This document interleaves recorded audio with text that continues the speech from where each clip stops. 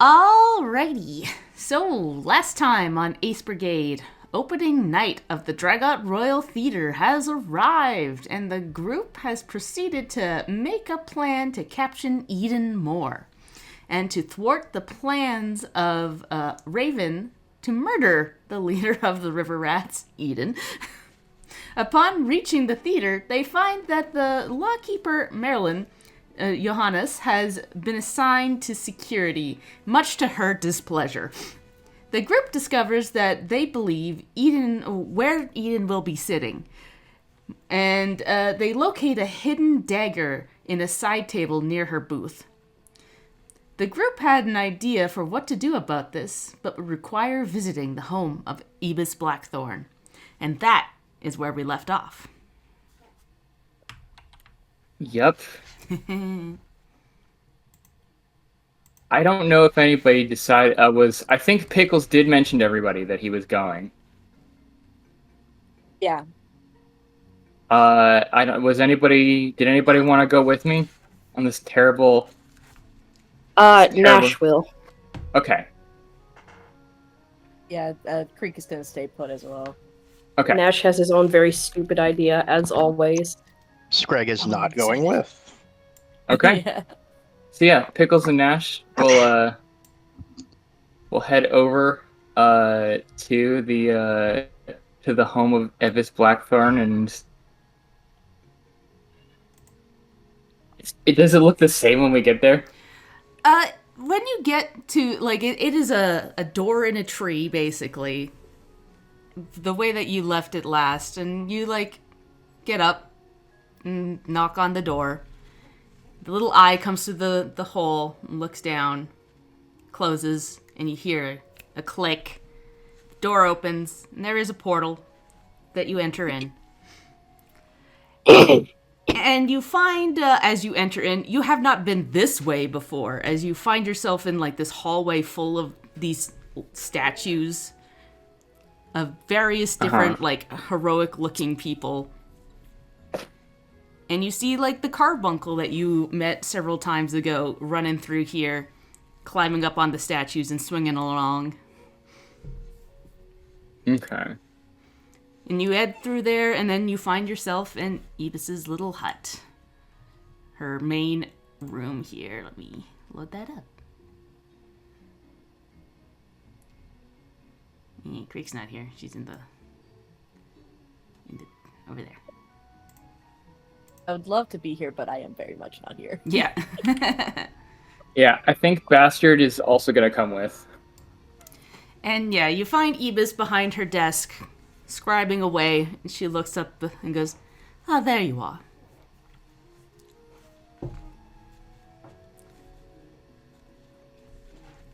What can I do for you today?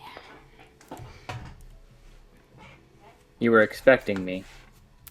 I mean, I check the door before I open it. I can't just let any old person through here. I'm flattered that I'm on the list. I need some very specific magic, and you're my best shot at getting access to that magic right now. You're right, I am. Of course, it depends on what it is, but I can guarantee I have quite a lot of magic in these books. What are you looking for specifically? I'm looking for a spell to create a magical facsimile of an object. A copy. She gets up and starts flipping through some of her books. I believe this is what you need. And she brings over the spell that you had mentioned last time. Illusory object. Illusory level object. 2. Yep. I need the level 2 version.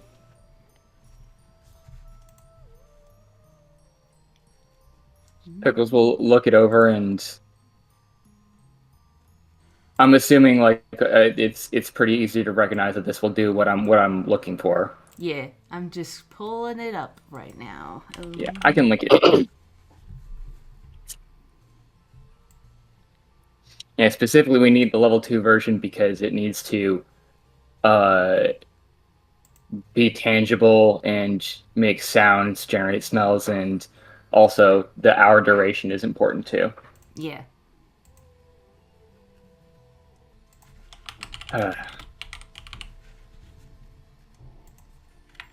So what's the damage? What do you want? Well, if you want me to copy this into a scroll for you, that'll be about 12 gold. This is a simple transaction. I'm not going to ask for anything wild and crazy.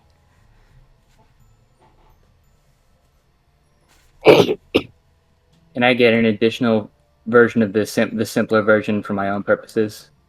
Of course, that would be an extra 4 gold for that on top. So it'd be about 17 gold total.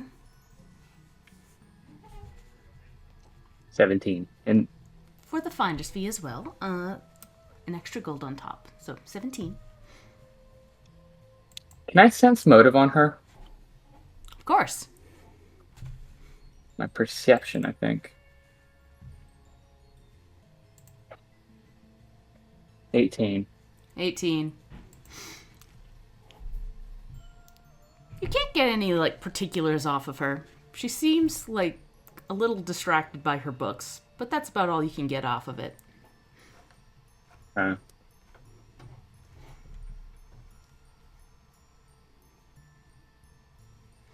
Pickles will cautiously take out the 17 gold and place it on the table.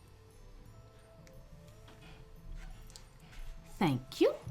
It will be... I'll go ahead and remove the gold from my stuff. You'll need to give me a few minutes to copy it down into a scroll for you.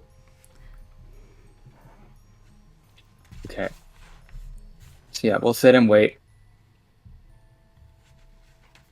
Yeah, and you find that her penmanship is almost mesmerizing to watch as she flows across the page with a quickness that you just have not seen anyone do. And within a few minutes, she's got two scrolls. She waves her hand over them. You see a little sparkle, and basically tags it with a little butterfly in each of the corners, wraps it up, and hands them to you. There you go, golden one. That's a scroll of a first and second level scroll of illusory object. Yeah. Yeah, let me find. Unless you were able to find it, I can find it in the. Yeah, when I make a scroll, it just says scroll of first rank spell. So as long as you know what they are, I can drop them on your sheet here. Yeah, scroll of illusory object. Oh, I see. To scroll or specific spells, drag the spell from the compendium to the. Okay. Yeah. So I can actually. So I think you can modify it. Yeah, I can. There we go. I can just delete this and add the ones for the illusory object for the second rank and the first rank. Yeah, I think I can add these in. Yeah, dope. Yeah, because you can just search up the spell, and if you drag the spell in, it creates the scroll. Yeah, I was dragging the spell over to the items section rather than your sheet, and it just made a spell thing rather than a actual weird. scroll. Okay. Okay, gotcha. All right.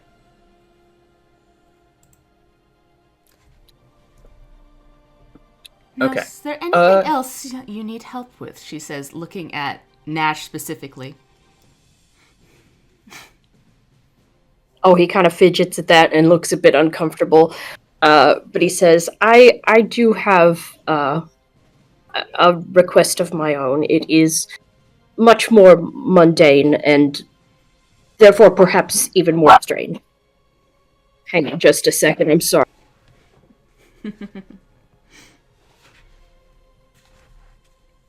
Epis' carbuncle is boofing a little bit. Is a dog. What? Sorry, that was Murray demanding apple. Oh, because he hasn't had any today. oh buddy. See, I missed it entirely. I was like, what? Oh, yeah, he started up and I tried to mute, but okay. Buddy. Yep. So yeah, he told her he had a mundane and therefore strange request. Her eyebrow raises as she adjusts her glasses. You see, you are the first person I've met in quite some time with true sight, which I do know is a bit of a sore spot of people trying to, manipulate and make use of that. But as I said, it is a bit of a mundane request. He's gonna kind of like reach up and kind of mess with a lock of his hair. Like I do the best I can with it, but seeing as how the shadowing also prohibits my own side of myself, it's gotten a bit unruly. I don't suppose, I know it's not necessarily your forte, but just to even it up a bit, perhaps. You're asking me to give you a haircut? She says with her face is like stoic, her eyebrow raises again. Fascinating. Well, he looks even more uncomfortable as this continues. Well, I don't have very many options, you see. I don't So suppose I thought you it worth do. a question. It is a little untidy. I will say I'm no cosmetologist. Cosmetologist? I am not sure anymore. But I can make do with some scissors. It's not my normal services.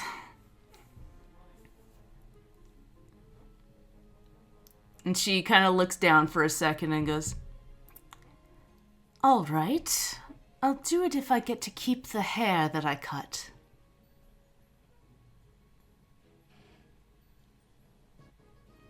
See, that's more what I expected. Well, that seems more than fair, honestly.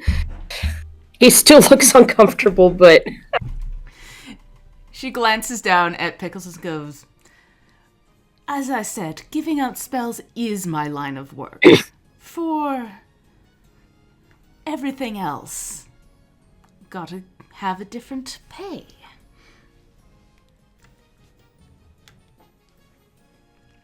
Anyways, and she reaches into her desk and pulls out these, like, scissors that are shaped like a bird. Kind of polishes them a bit and goes, have a seat. And she gestures to a stool that she has in the corner. he will sit as told.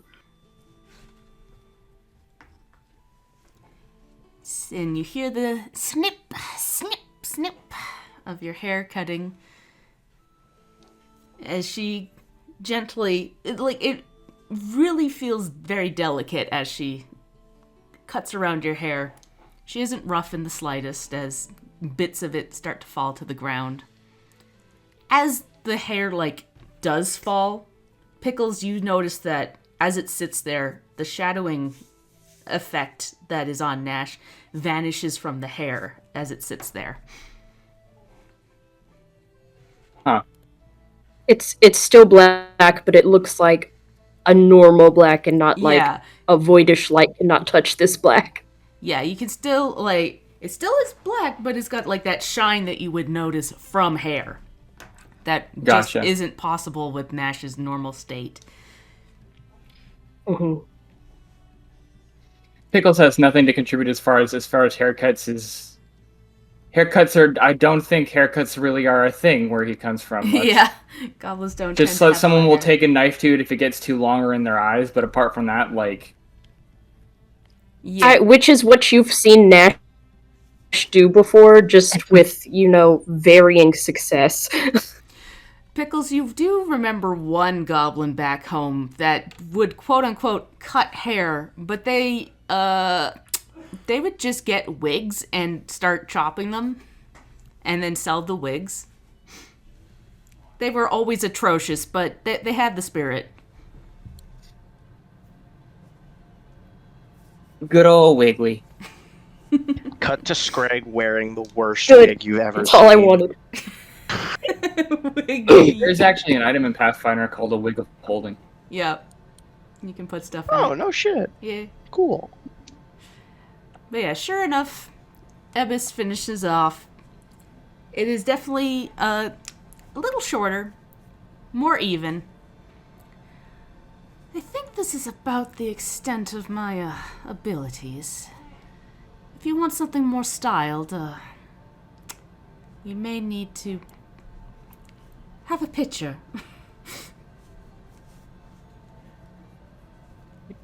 I've been here so long, I'm not quite sure what all the latest styles are. But this is at least neat. I mean, honestly, the fact that you were able to do it at all is,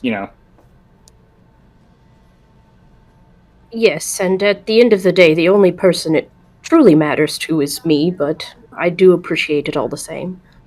Of course.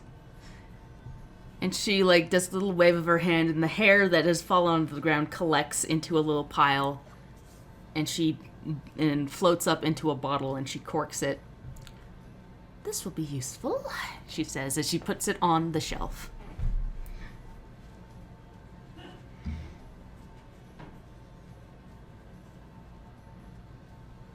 Oh, one more thing, she says, looking over at Nash. One of your socks has a hole in it. Did you notice? Yes, It's been that way for not too long, but I just haven't had a chance to do anything about it. Perhaps during our next shopping trip. But Nash, I for can now. darn a sock for you. It doesn't have to be on your. If you just take it, I just take it off and give it to me. It doesn't have to be on your foot.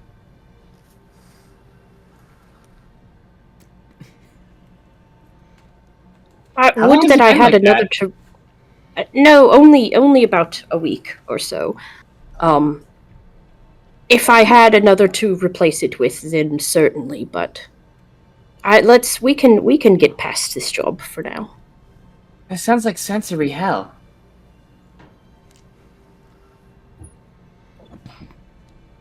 Well, it's not that bad. I would think that having one sock on and one off, with these shoes while we're trying to apprehend somebody would be far worse. So.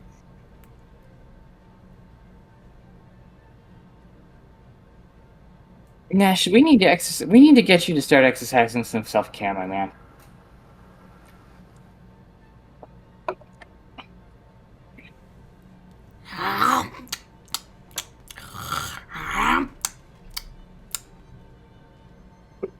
Bastard goes as he climbs up on Ibis's table and eats a strawberry out of a bowl. Ebis and Bastard make eye contact, and they seem to be having a conversation in their head for a second, they just are staring at each other. And you see a weird flash in Bastard's eye, and then he turns around and jumps off the table. Quite Pickles enlightening. will raise an eyebrow at Bastard, but say nothing. Nash will kind of watch Bastard taking the strawberries yes, well, I suppose I could learn a thing or two from him. Quite the interesting creature you have there.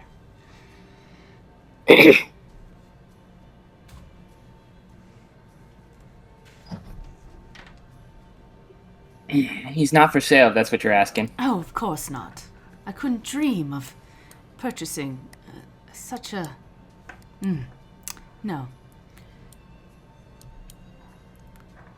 In exchange for the strawberry, he simply shared a story with me. That's enough for me. No, that's why. Pickles will look at Bastard and just... He'll continue to say nothing. He's holding his tongue.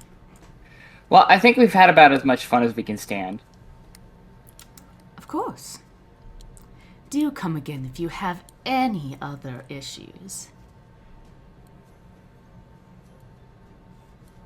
No promises, but as long as you're dealing in gold and not blood, as a rule. It is a rule, not... What you asked for before was an exception. You understand that, right? Oh, yeah.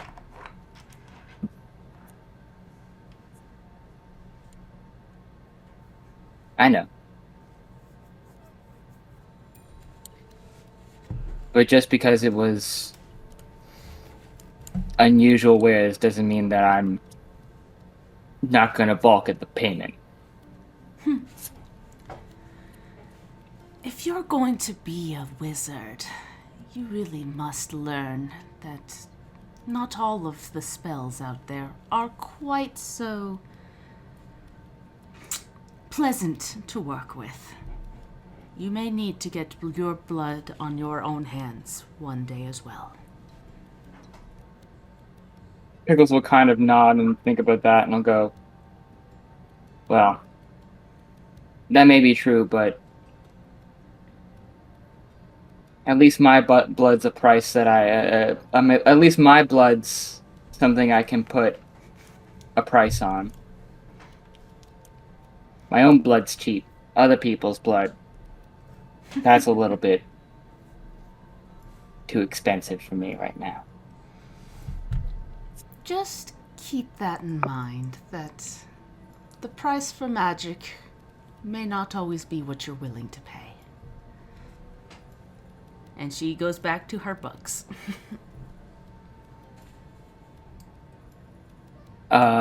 Pickles will take that as his cue to Vamoose.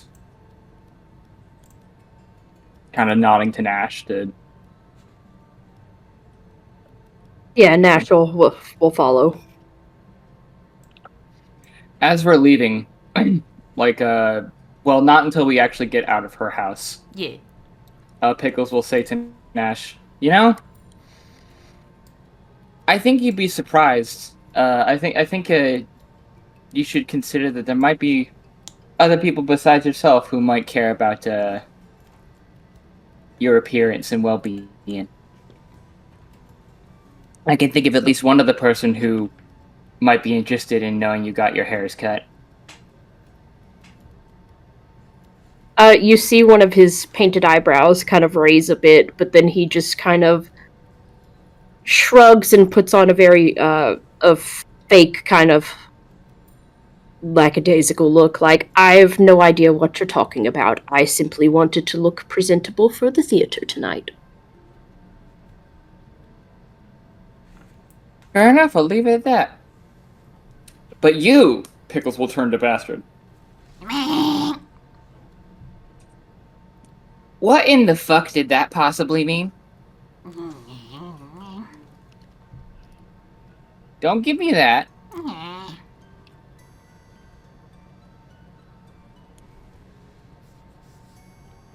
He sticks out his tongue that is dyed red with the strawberry.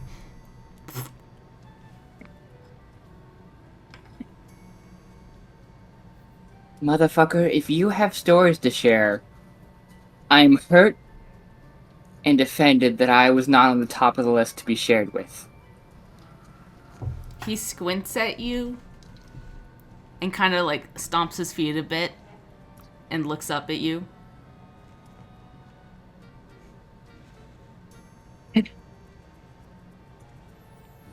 Well, keep your secrets, you little fuzzy bastard. But as far as I'm concerned, you owe me something. He kind of like crunches his face up and like kind of lifts his front paws up.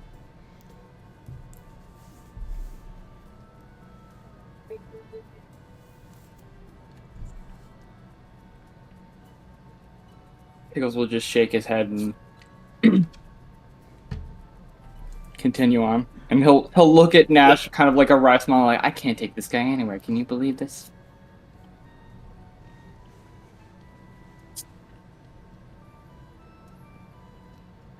Bastard looks at Harold And Harold looks back.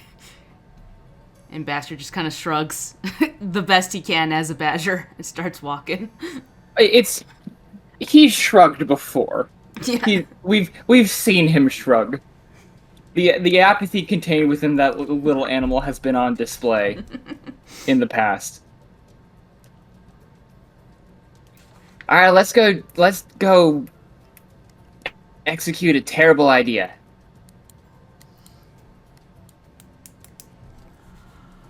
And unless Nash has anything else, Pickles will get us back to the theater. Yeah, no, nothing else. He'll head back. Alright. Y'all make your way back to the theater. This is a weird question, but could I get a heal? It's not a weird question. You guys fought something. Yeah, I got you. Hang on. Thank you.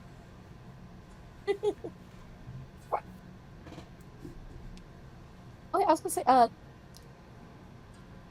does Greg have like a little these thing on him? He has a little thingy on him. Yeah, he got drained like in the last fight. It was like drained 2. I got double drained. Yeah. Yeah, it's down to drain 1 now. Yeah, because that only goes away by doing a long rest, 8 hours. Right. Yeah, I Okay. gotta take another nap before I'm all better. Yeah, well, you need a full night's rest, basically. Full nap. Got it. There you go, buddy. Thank you. Here's nappy juice. Did anybody else need a heal that would like to benefit from my double band-aid feat? That is definitely called double band-aid. I am all good for right now. Okay. I am good too. I double. So I would throw that out there. I think Bastard's okay too. I'm pretty sure Bastard's fine. Yeah. I thought Bastard only had 1 hit point. No. No. Oh, My goodness, no. He's at 15. oh Yeah, okay. Bastard's a beefy boy. Yeah, Sorry, I mixed them up with Companions grow gain HP as we level up. yeah, they're not like Yeah. 5e companions that are always weak all the okay. time.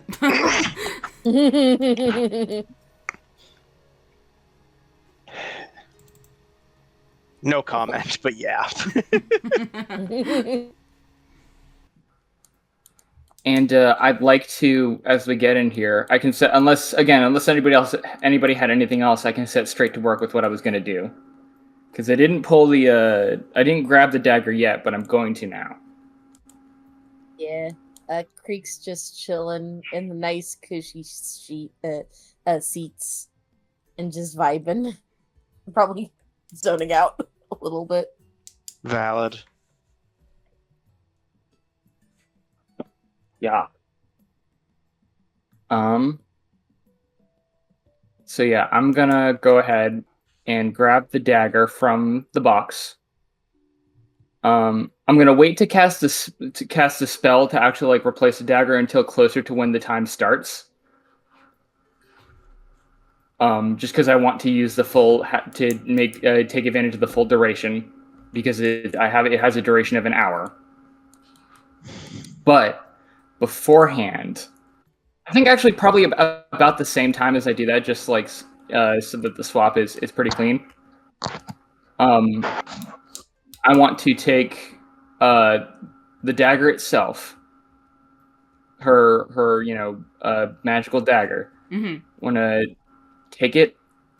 Does anything happen when I actually pick it up? So,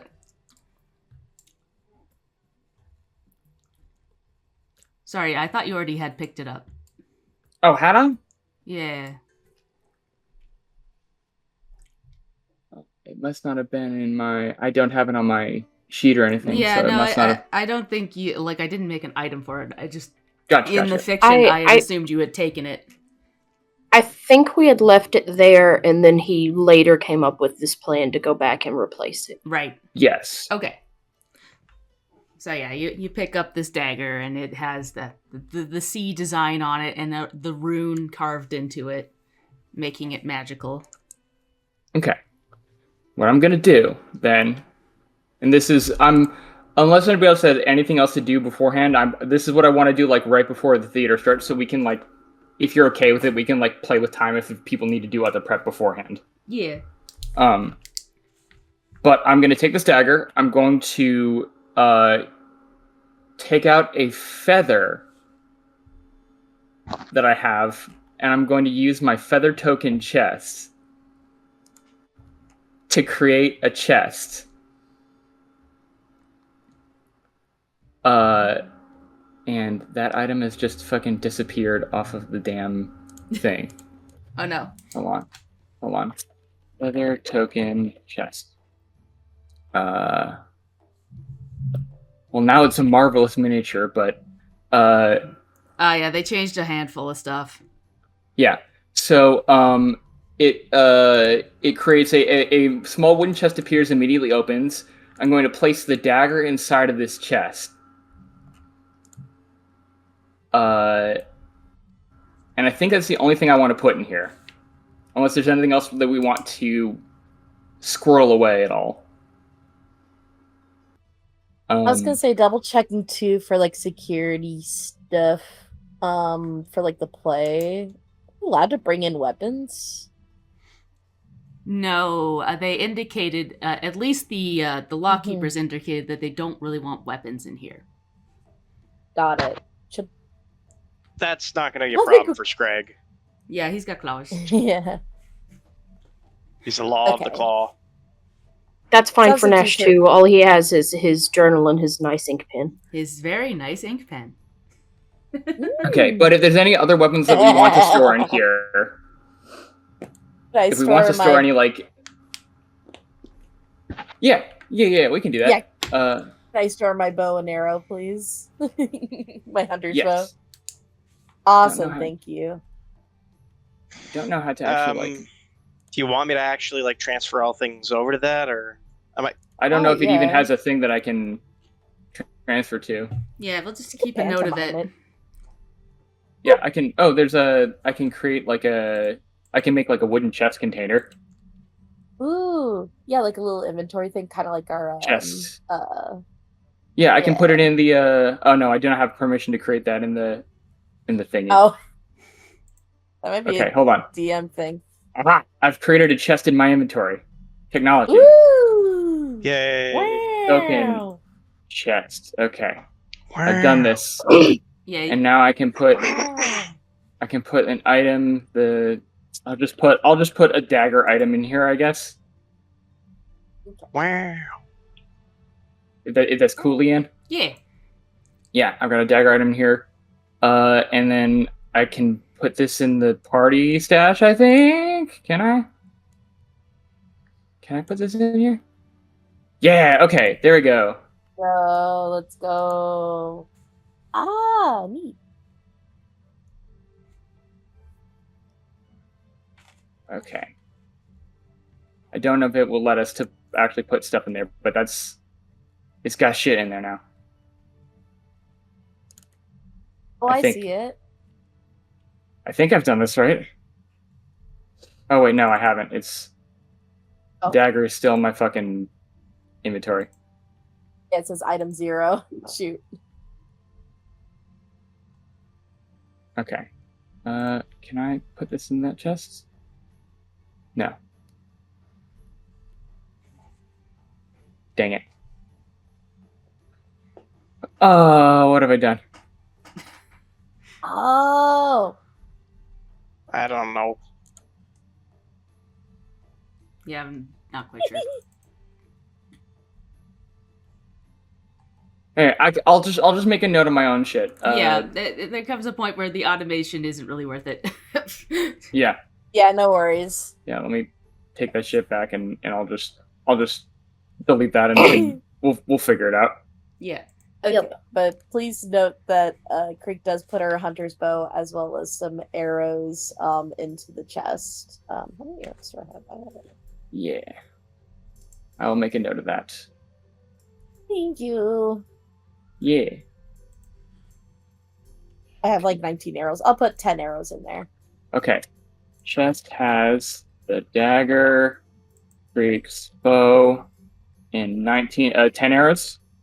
Just 10 arrows. Yeah, that'd be perfect. Okay. And after we do that, Pickles will close up the chest, and he has a little key. He has a little key that the chest turns into a little key that he just slips into his bag. Neat.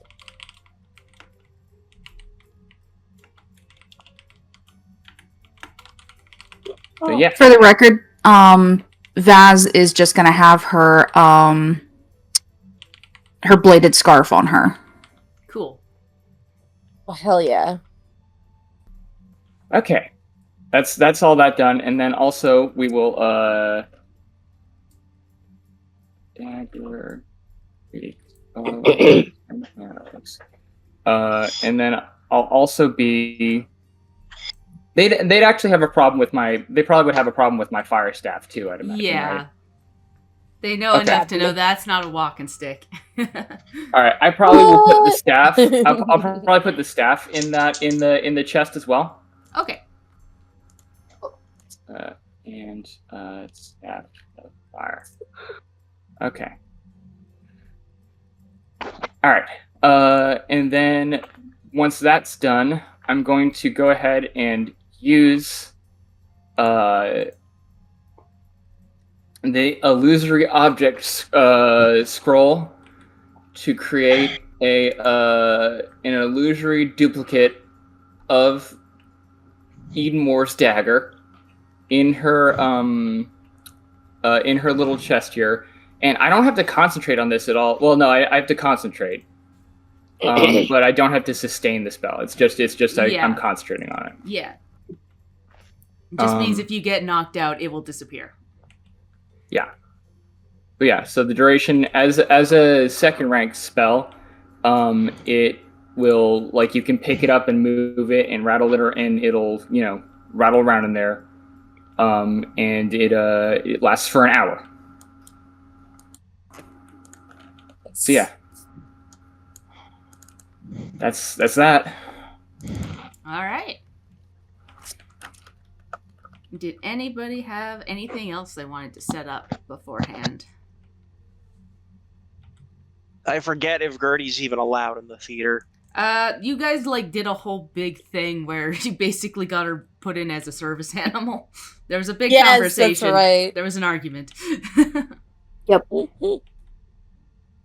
Awesome. Gertie is allowed.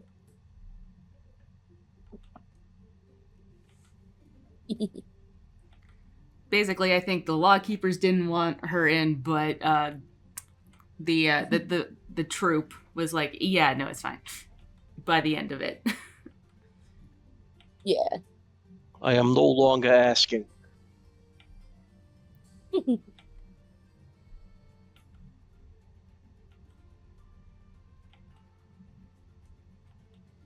All right. Mm. So if nobody else has anything else they want to set up or put together, I think time Nope. will pass. You guys have some dinner and get ready for the evening show. The sun sets below the horizon. And let me bring up the clock so that it's actually accurate. We want it to be about...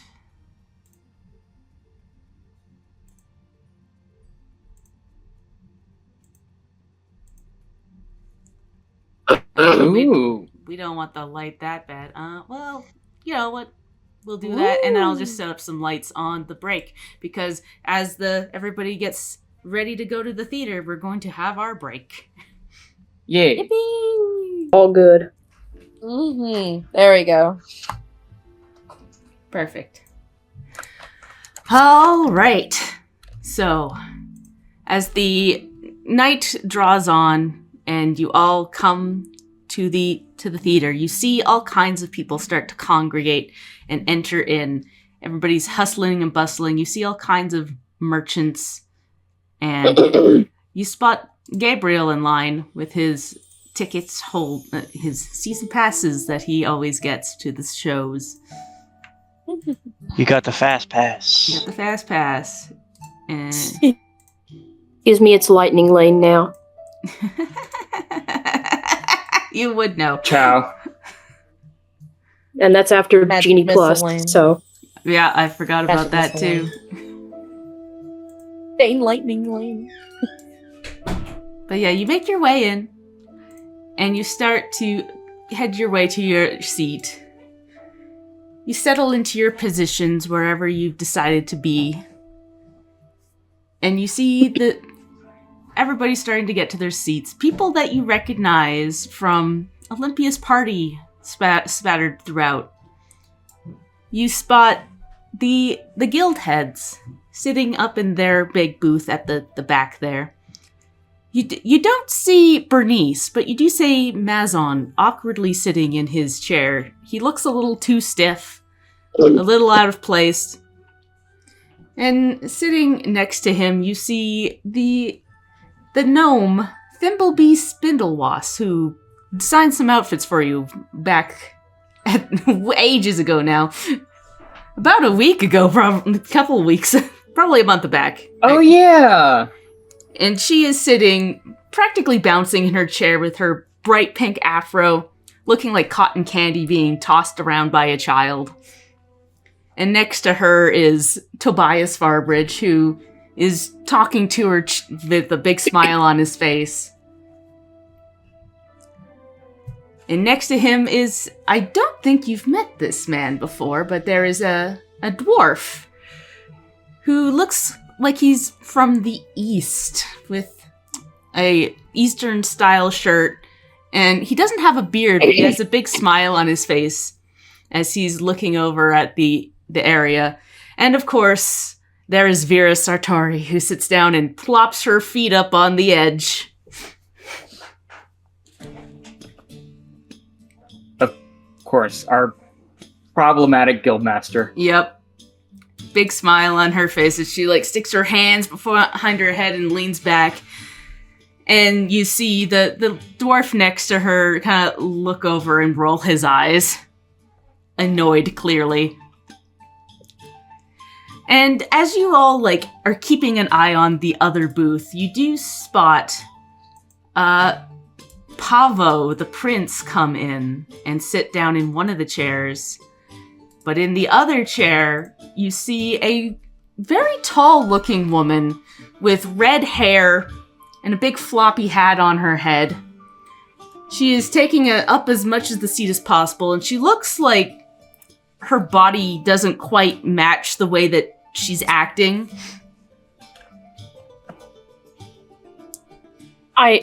I'm sorry, I must ask, because it's not, when you do the thing where you hover over it, it's not doing that where it'll show me that picture. Yeah. So I'm kind of squinting at this icon.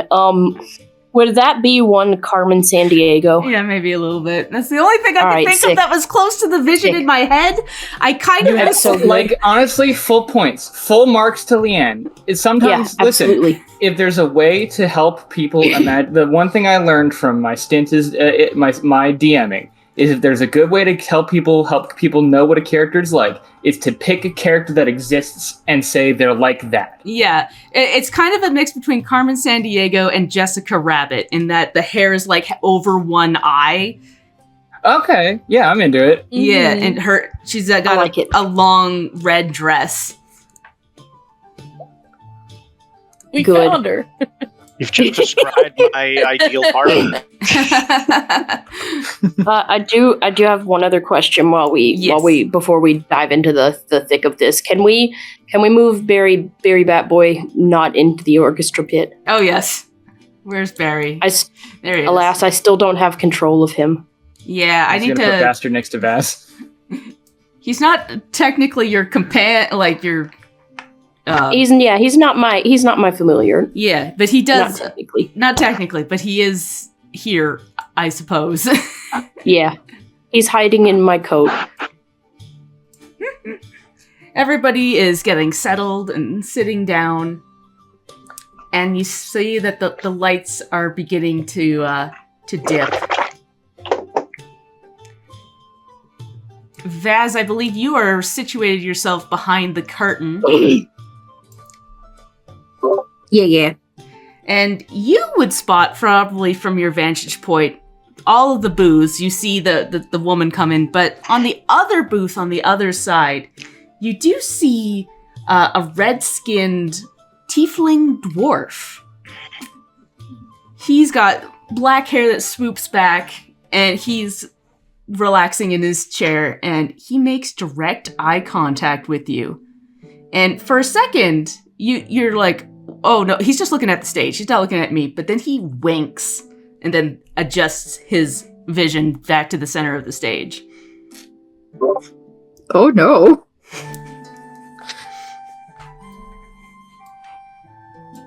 Yeah, Vaz will just make a note of that and try to not think about it too much. Yeah. Who was that did that? He's over in the corner here. I think I set him to visible. Yeah. Yeah, babe's in the corner. Okay. Kind of scruffy looking. Short horns. Who is this diva?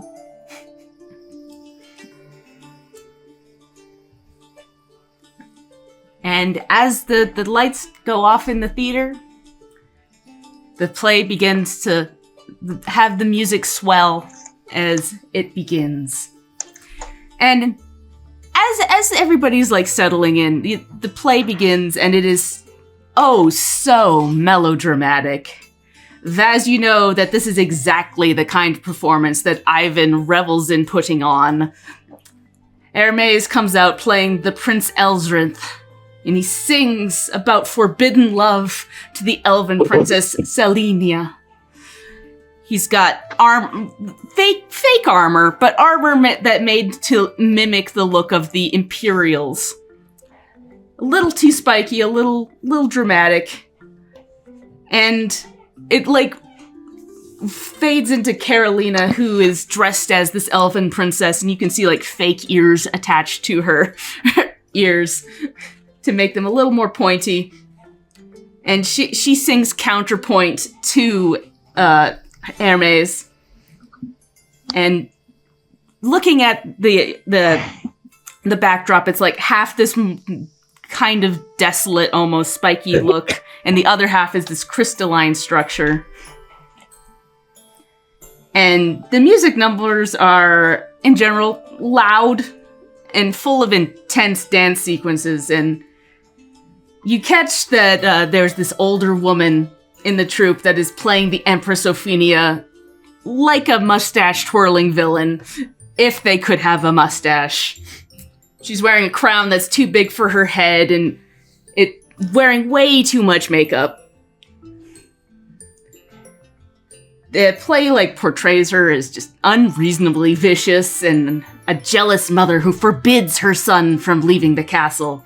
He is locked away in a tower, but soon is rescued by his younger brother, a man in a fox mask. The first act ends at a ball on the moon, where Elsrinth comes to see Selenia in disguise. The two dance and sing, and have a pretty clearly fake kiss from your angle. Vaz, you know that from the audience it would look real, but you know that they ain't touching. And Creek, as you're watching this all unfold, you start getting a little bit jittery. Your heart starts to beat a little harder. And you start seeing flashes of something. The woman on the stage flashes to be a more beautiful elven woman, but with a face of rage, as she screams across the entire court. It flashes again, and you see an elven princess plunge a sword into her chest. You turn and you grab onto a younger girl, hold her tight, as there's this bright, painful flash.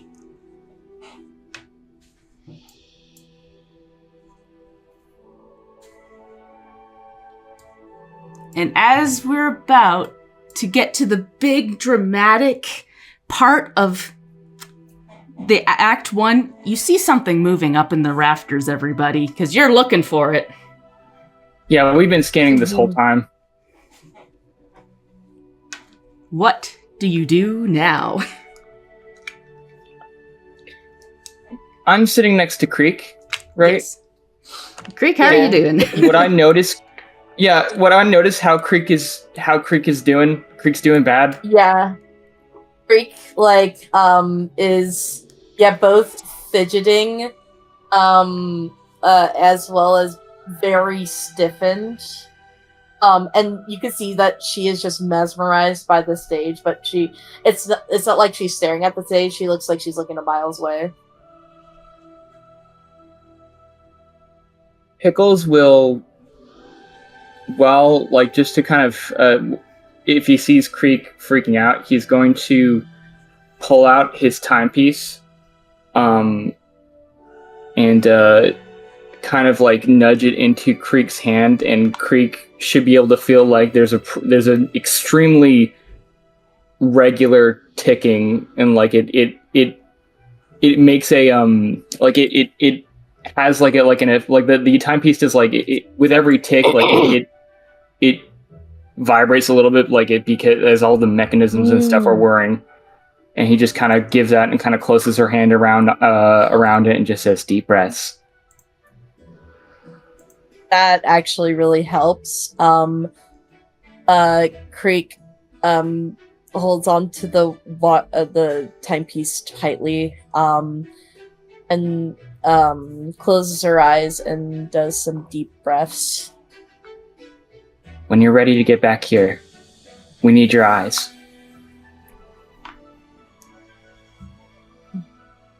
Understood. I apologize. Don't apologize. I need to be here now. And Creek opens her elf eyes. What the her I'll do her elf eyes see. Yeah. Yeah, exactly. Yeah. You look up to where people are pointing in the rafters, or Pickles has indicated, and you do see shapes of a couple of people moving in the darkness.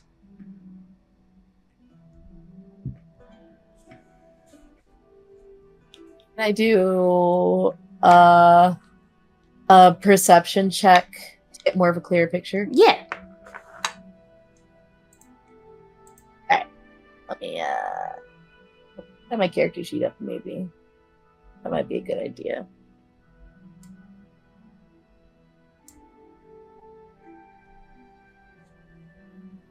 Now, Bastard is keeping an eye on Ian more, huh? According to the chat. I meant to say the Pickles was.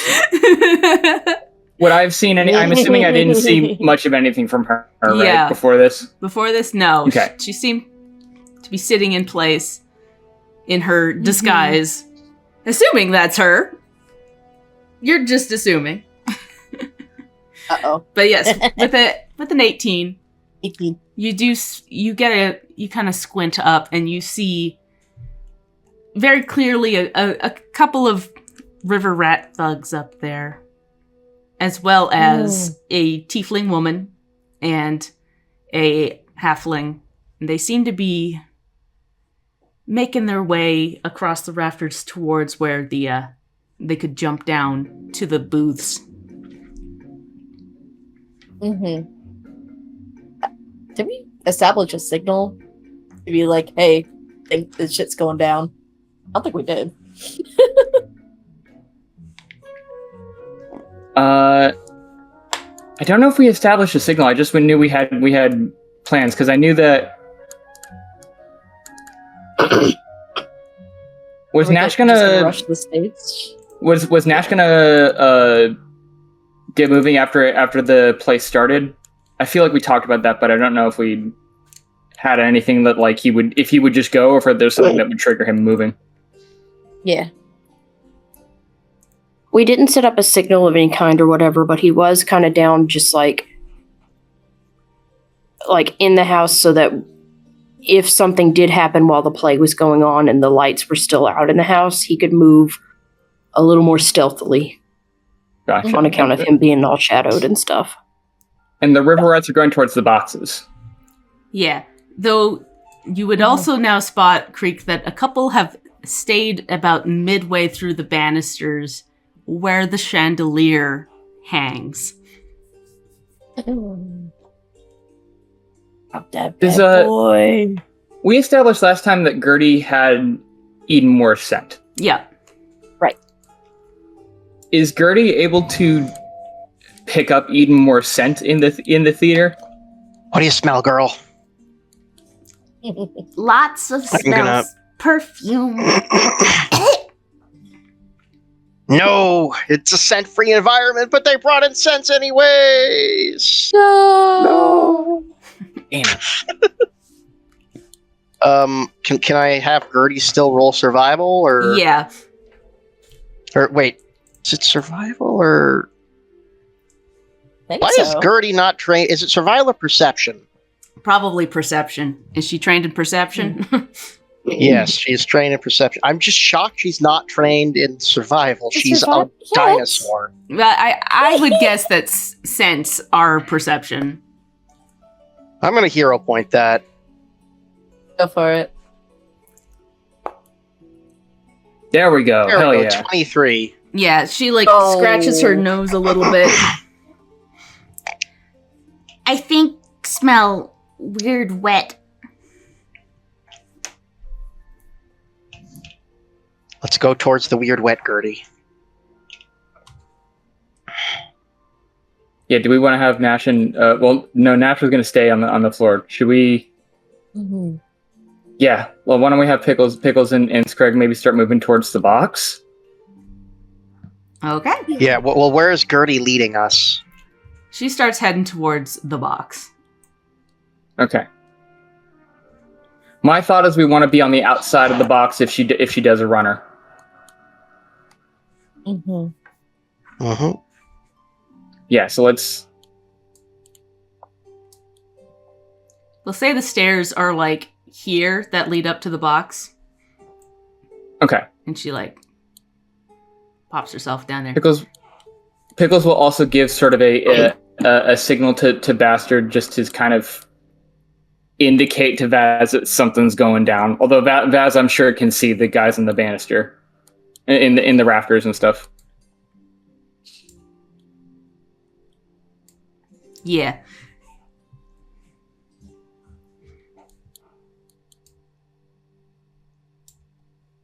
Okay. Yeah.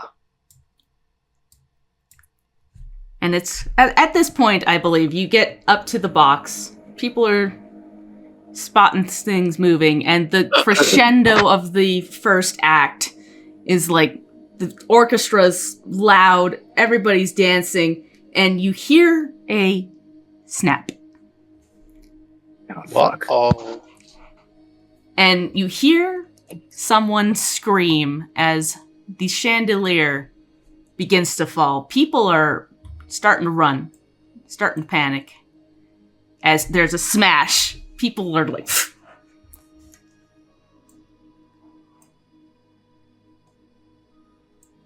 And I'll just start moving some people. People are scattering out of the way, but a couple of people, Chimaki over here, the fortune teller, and Mei Yong, are trapped under part of the debris.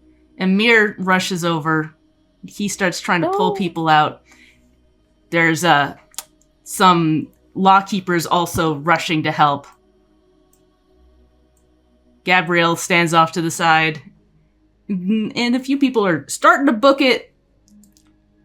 A couple of the lawkeepers are basically like circling around the guild heads here.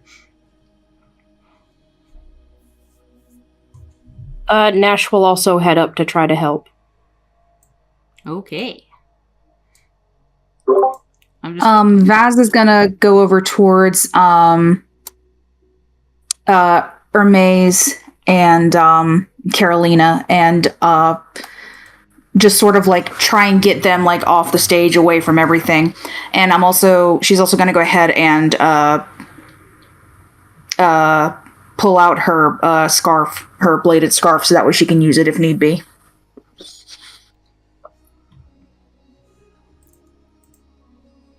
Pickles will at this point he'll turn he'll turn the key and create the chest so that and open it up and take all of the stuff out of there. Dagger, his staff, everything, and he'll hold on to the dagger, but he'll run over and give Creek her bow and arrows.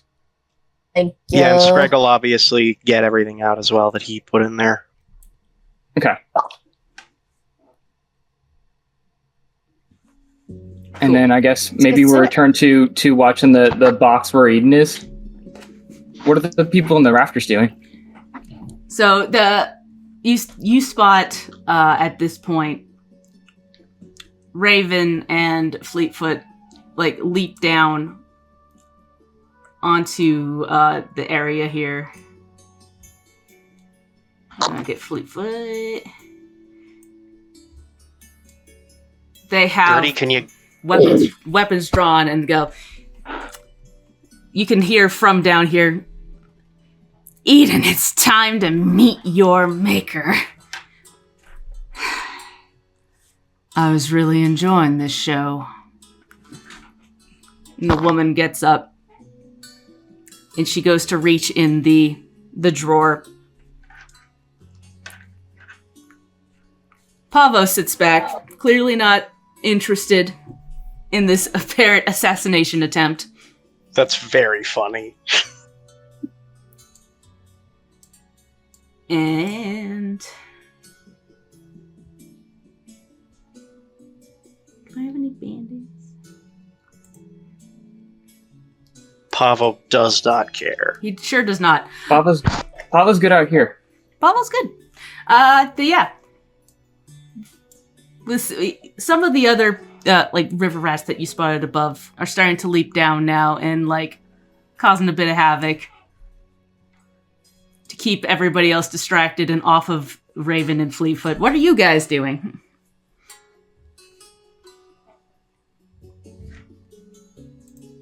I should swap to something more high intense. As I was gonna say, we're not initiative. Yes. No, not we can do like rough initiative, but not like just so that people can. You can do a thing, you can do a thing, but we're not an actual initiative. And Okay. I'm like, it's like Screg and Gertie. Like, do you guys and I want to get up into the box? Maybe.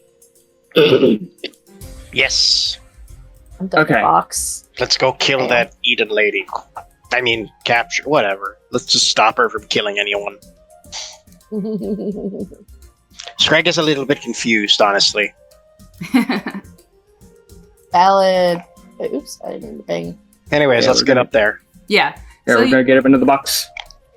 So you all get up there, and Eden like glances over, and you'd be over here. Oh, sorry.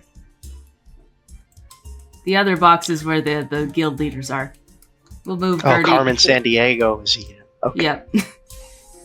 Raven looks at you, Scrag, and goes, "There you are. I was waiting for our backup." Oh, that's right. Oh yeah. That's why Screg is here. I mean, that's why the rooster's here. And Screg kind of puts on like half his costume. But like he's kind of moving while he tries to do it because he wasn't really expecting to meet them here.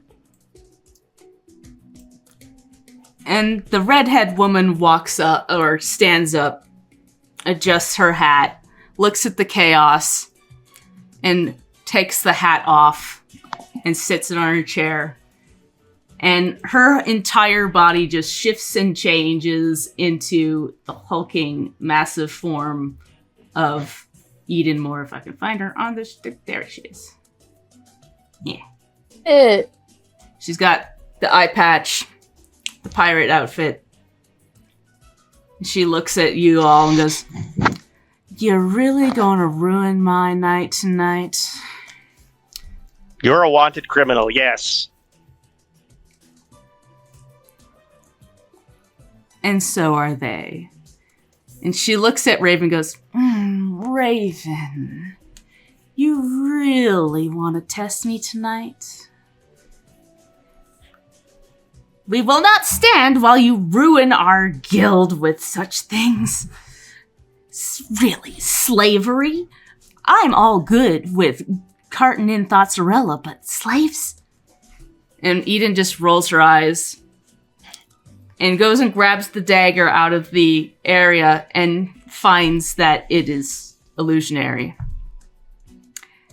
Well, that is quite problematic. And she then jumps and leaps off the edge of the box and down towards the ground with a thud. And I think at this point we're going to get some initiative going. Get everybody onto combat. I forgot to change her stuff.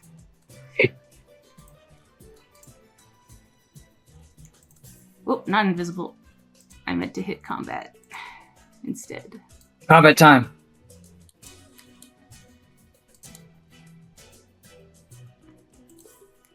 And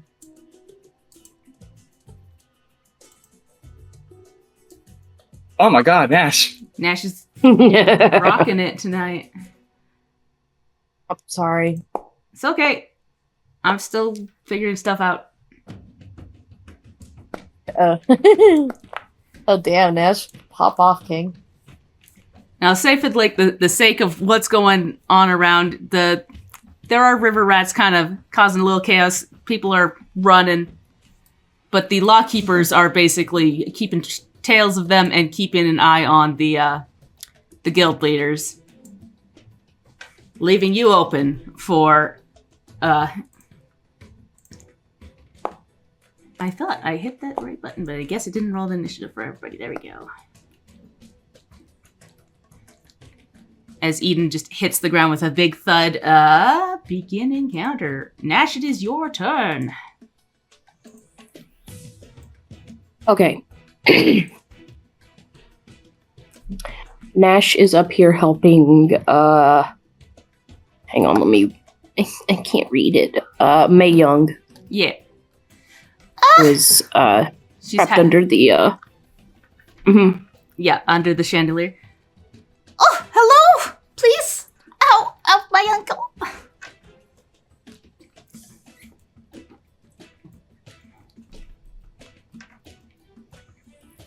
Okay, so first off, we're gonna try to untrap her, like whatever is holding her down. Yeah. You, like, find a piece of the chandelier and, like, pry it off of her ankle, and it is red and swollen.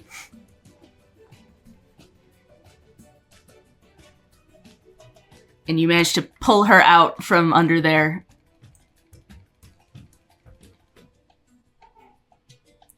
Whoop. Can I move her? Yeah, there we go. She kind of leans on the chair. She isn't able to stand up properly, but she looks around and goes, oh dear, oh dear, oh dear, oh dear.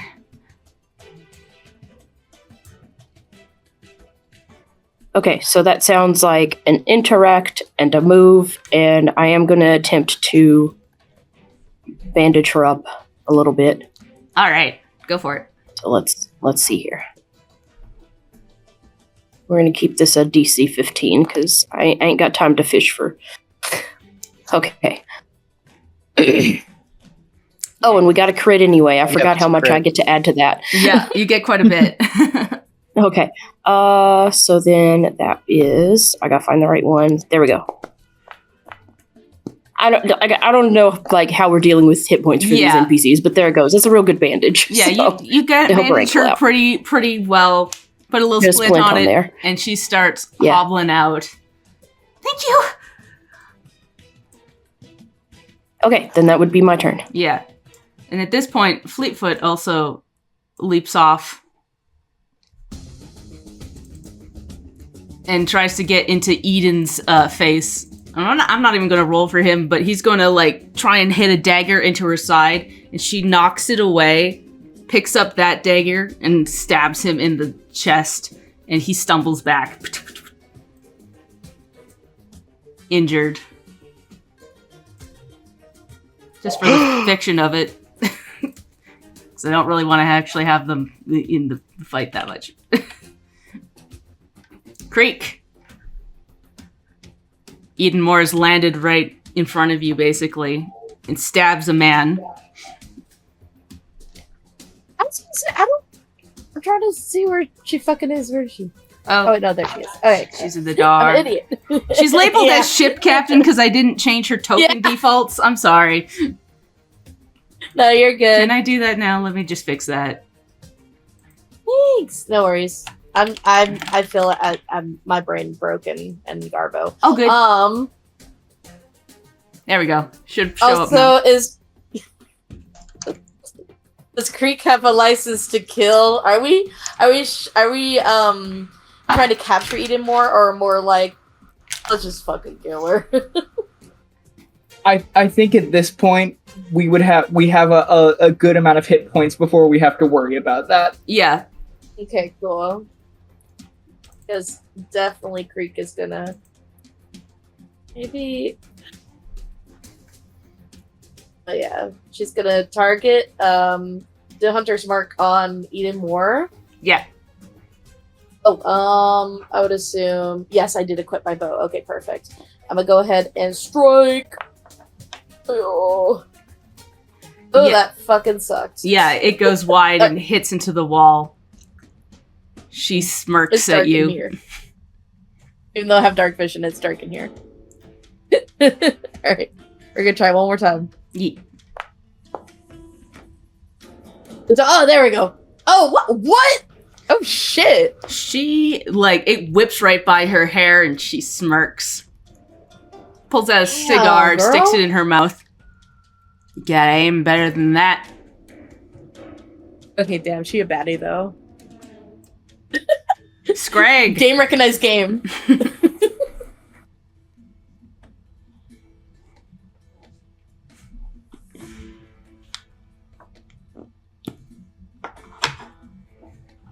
Greg? Dan is muted. I'm so mad. I was doing a whole fucking thing. So you hear an earth-shattering caw as Scrag, in his rooster costume, leaps over the awning and is going to try and leap and basically tackle Eden Moore, grapple her. Okay. So I'll Is that something I can do? I mean, for the fiction of it, I'll say yes, but you gotta roll an athletics check against her.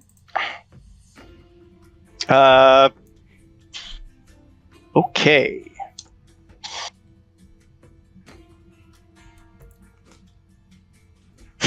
Just fucking full on leaps over the awning wearing his colorful rooster outfit. Come on.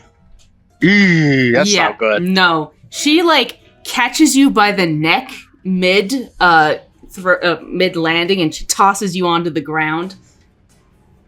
Ouchie. You still have one action or two actions. I was gonna say. Well, no, technically I have. Yeah, I think I only have one. You only have one because you jumped and then you tried to grab her. I'm gonna whistle for Gertie to flank and attack. Yeah, she kind of awkwardly flutters down as she flaps her little wings and lands. That's adorable. Vaz, from your I get to. Gertie gets to attack. She gets two actions when I trigger her thing. I just gotta pull up her sheet. So Gertie is gonna do a little bite. Or scratch, whatever does more damage. Give me 1 sec. I don't remember which does more damage. Shit. Whatever, bite. Holy shit. Yeah, she gets her in the ankle. That's gonna be 6 points of damage. Good job, Gert. All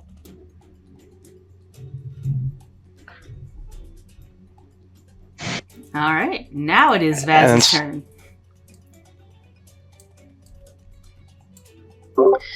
Okay. I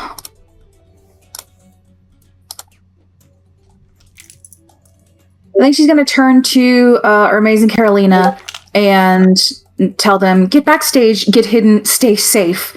And we're going to start trying to come over and see. I'm probably going to have to like double or triple move. Yeah. Unfortunately, just because how it is what it is. See if we can help Amir help out Chimaki get down. So what the hell is my movement again? 30? Yeah, I think yours is 30 because you got like extra move. Yeah. Most people is 25 in this game. But you are a cool zoomer. Not what I meant.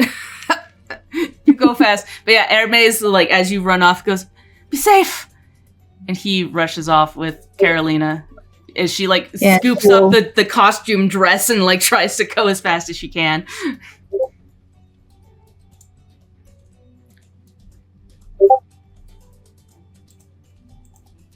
And I think I got another, like, 15 or 20 foot. Yeah. So yeah, that'll get me in the process of climbing over the seats. There we go. Yeah.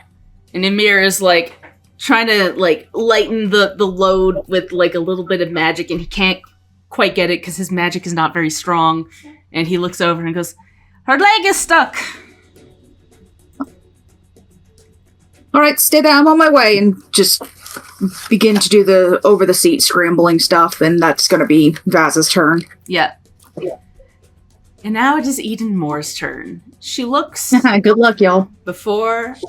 In front of her and behind her, and smirks, and tosses the dagger in her hand that she got from Fleetfoot on the ground, and goes, well, seeing as we're all playing tonight, let's play ball. And she holds up her hand, and you see this swirl of, like, water congeal in her hand, and it almost seems to, like, form into this large shape that twists down, and she grabs onto the water with both hands, and it solidifies into a large anchor with a chain. She holds the anchor in one hand and the chain in the other, and she starts to whip it around. And then she smashes it right into Scrag, or tries to. Let's see if she will hit. She probably will. Mamma mia. Wait, that's almost a crit. Thankfully it isn't. Yeah, it's one off. But she's... Is canon that Scrag says Mamma Mia? Please say yes. Yes it is. And she Yay! hits into you with that. No. And then she leaps over the chair and lands this way towards Creek with a smirk on her face. Uh-oh. Raven is now a little panicked, leaps over and jumps to Fleetfoot and starts trying to, like, stop his bleeding. And that is her turn. Pickles. Oh boy. Oh, hello? Yep. Oh, sorry. Songcraft just went for me. Okay, no, there it is. I think the song just ended.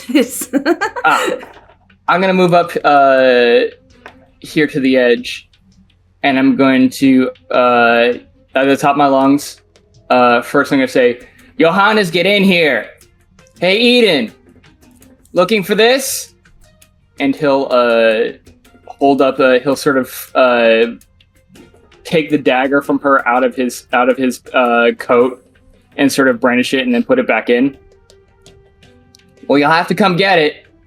And I'm going to cast not a fire spell because this is a theater.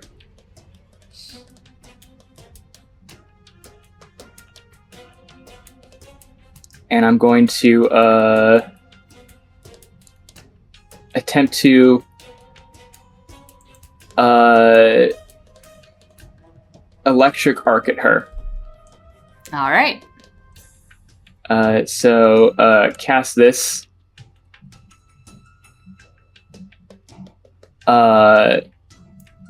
And she needs to do a basic reflex. Yeah.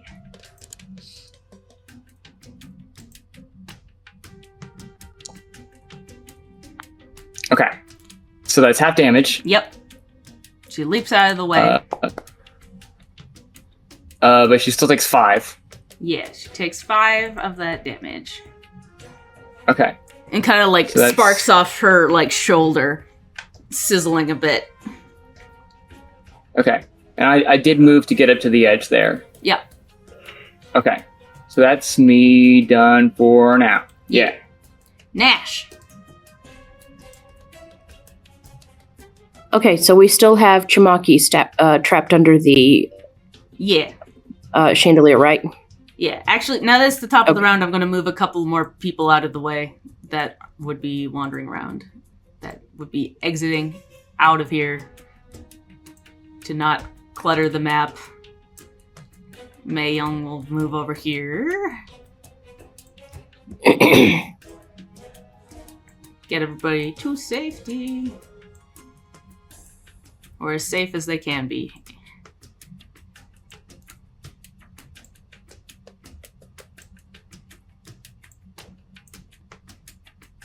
Alright. Now you can go. Yes. Okay, so we're gonna head over to Chimaki and try to get her out from under the debris as well. Okay.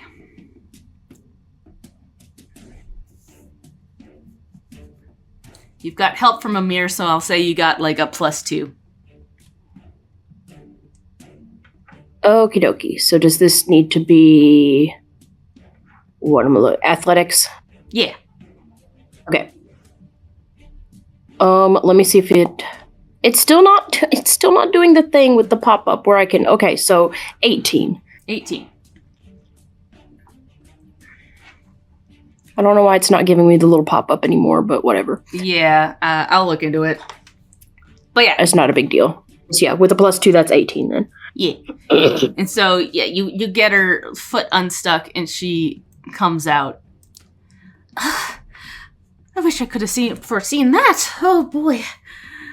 I knew I should have done my reading tonight. Ugh.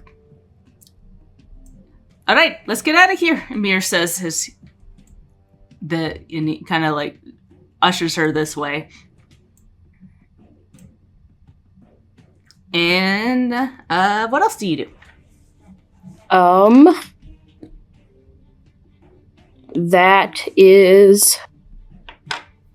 That's a good question. I think, hang on here.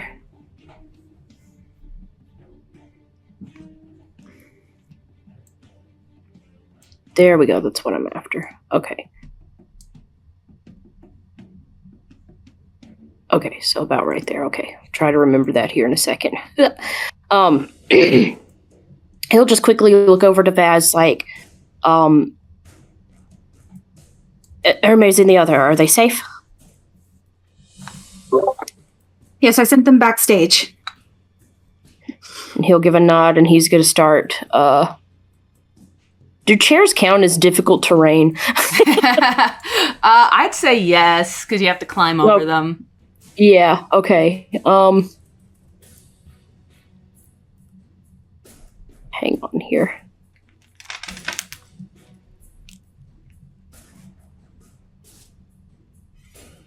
He's not smart enough to head to the aisle. He's gonna start climbing over him, I reckon. Oh, wait. Oh, no, never mind. That's 2 actions. Never mind. Yeah, he's gonna go right here. And that's me. Okay. We'll do that next time. Okay. Alright, gonna skip Fleetfoot. He's being bandaged up. Creek! I'm actually probably gonna take Fleetfoot and Raven off the map there. Got it. Turn order, because they're kind of out of commission now after getting smacked around. Fair enough. Say they're fighting a bunch of other river rats who have showed up or something. Well, they're the one that brought the... Oh, okay. Anyways, Yeah, they brought the river rats. Snooching. They're having a civil war. they are. But yes, Creek. Yeah. Eden lands in front of you. And He's whipping this... Eden's right in my fucking grill. This strange mystical anchor. She's whipping it. I can fix her. No, you can't. No. Peabody and I respect that. Man. Do I get a penalty for shooting my bow and arrow too close? Like, do I get disadvantage from that? I don't think so. That like advantage and disadvantage aren't really a thing in this game. Right. In Pathfinder. Okay, I just wanted to double check because I do want to shoot my bow right in her fucking face. Yeah. Alright. Go for it. Oh, Mia. Yep, that's a hit. Yes! Let's go! Awesome. Let's go. Nice! Oh, heck yeah. Max damage. And gonna hit one more time. Give it another go.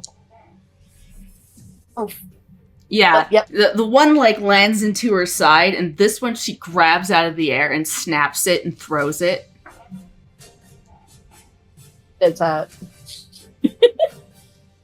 actually, Creek does look shocked and impressed, and once again, so used to 5e Pathfinder, there is an opportunity attack if I move, right? It depends on the creature. Right. You guys haven't met something that has opportunity attacks yet. I can do that, exactly. Alright, yeah, because Creek wants some fucking distance. She's gonna scooch. Oh. I accidentally did a pop up. Nope. Scooch. Can I grab my character, please? Scooch. I want to scooch! Scooch. There. Oh. I did not mean to raise my hand. There we go. That's the one. Creek's gonna scooch over here.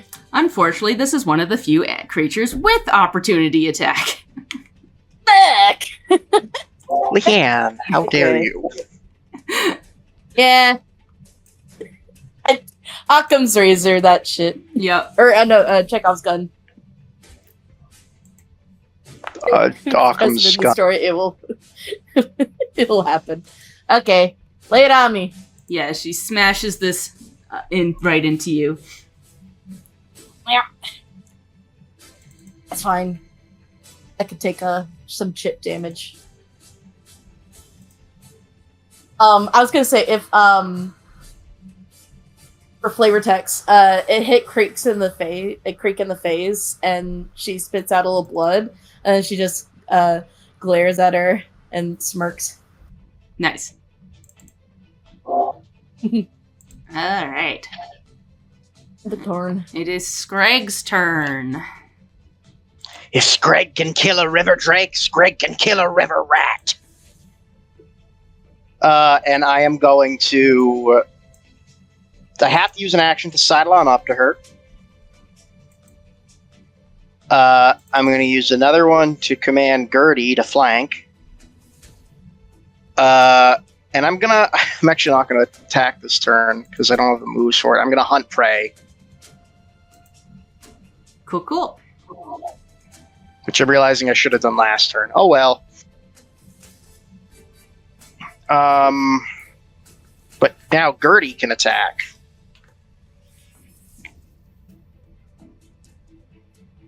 Do another bite. Nom, nom, nom, nom, nom, nom, nom, nom. That is not gonna hit. No. She kind of, like, gets the hard bit of the boot this time.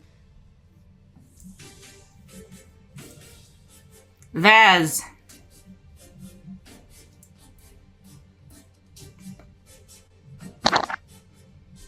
Yes. It is your turn. Oh boy. Okay, so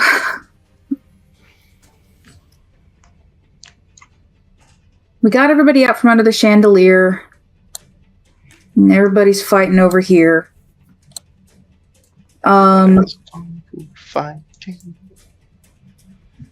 Let's see.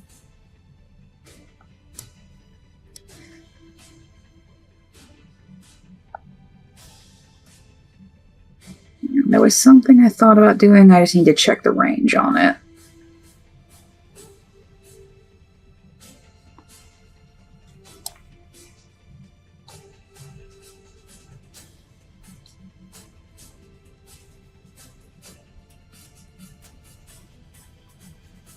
30 feet. Okay, so.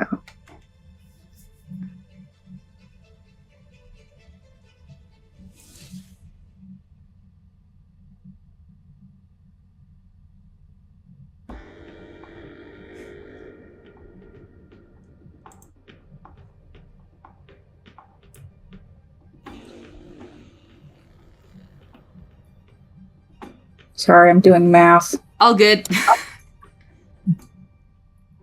If my thing will stop scrolling like that. Okay, so 10 foot, 55 foot, 60 foot.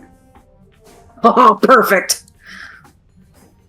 Okay, so Vaz is going to, for flavor, she runs around the seats and down here.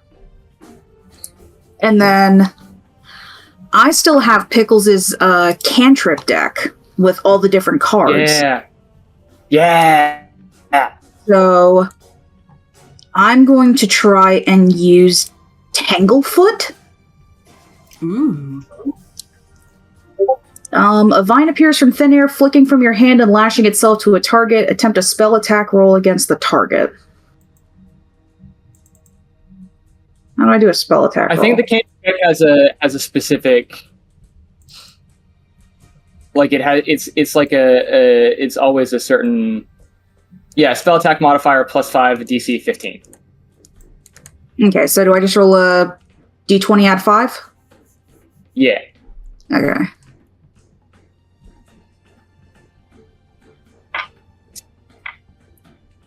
I'm gonna hero point that. Yeah.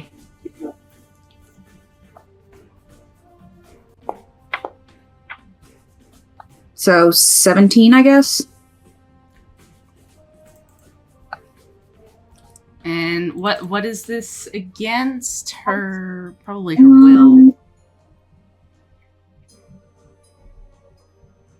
Hang on, how do I link this?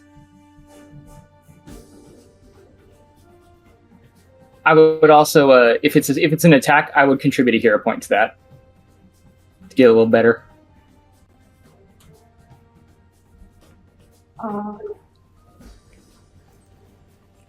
Is it?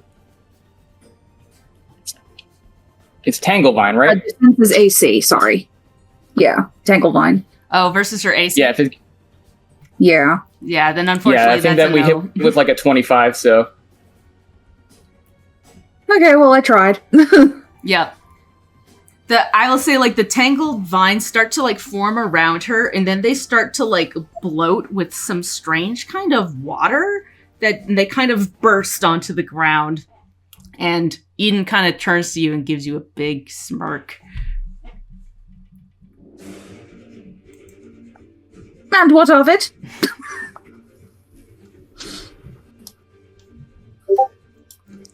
All right. Yep, that's gonna be it for me. It is her turn.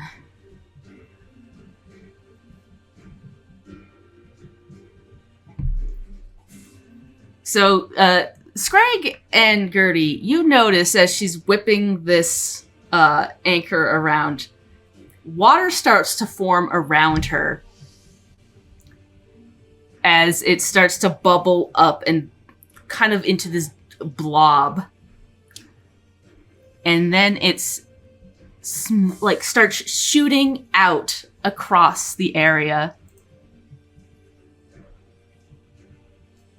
And she shoots one out at Vaz.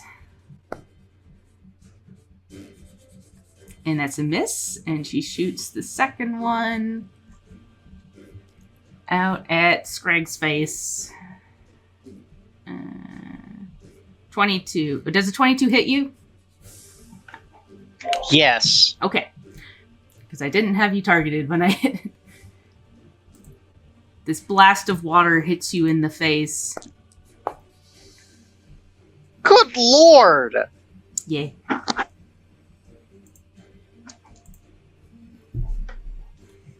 And it is painful as it's this burst. But to bring this up and then hit twice, that is her whole turn. It is Pickles' turn now. real quick, did Vaz get hit by that? No, I don't think Okay. so. She rolled like a 17 to hit you. Does this? Okay, gotcha. Yeah. Yeah, your Okay. AC's 18. You're good. All right. Pickles is going to pull out his Scroll of Horizon Thundersphere, rank 1.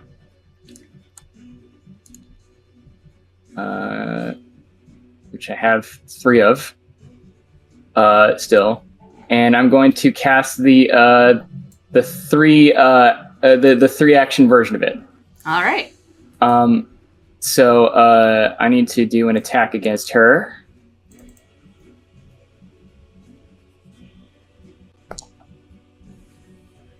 That's a natural roll 20. Nice. Now's the time to do it. Boom. Headshot. Yeah, so it's only a first level, but on a critical success, the target takes double damage and is dazzled for 1 round. All right. Thank you. Okay, all creatures and objects are concealed from her for a round.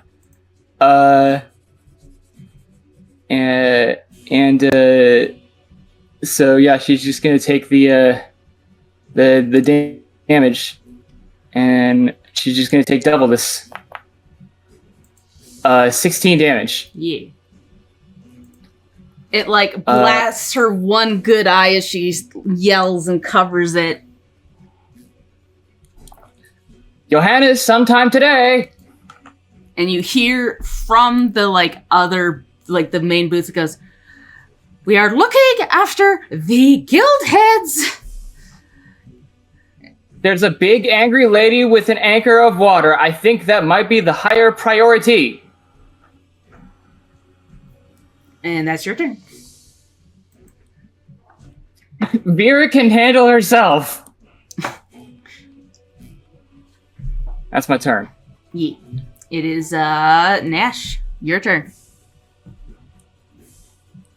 Okay. It's going to be a quick one because I still have a ways to go. But after stumbling over the first few rows of chairs, his shadow is going to extend all the way to the edge of those chairs. And he's just going to step in one end, and that wasn't... There we go. Right there, out on the other side with a warp step.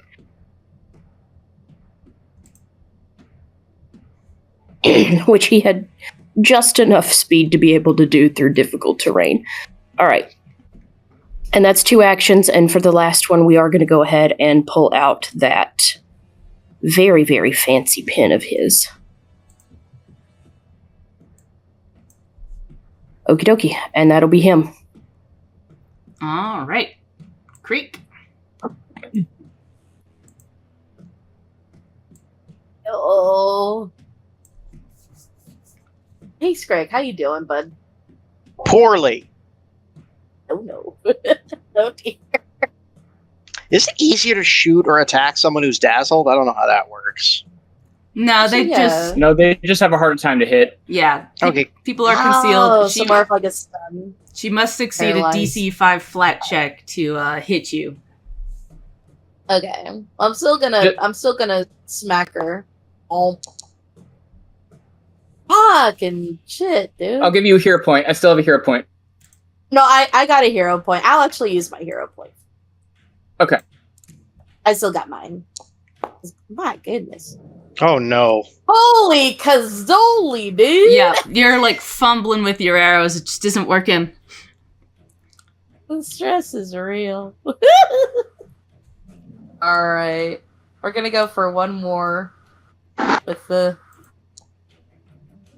That's You gotta be kidding me. insulting at that Holy point. fuck! What the heck? 2 in a row? I've never...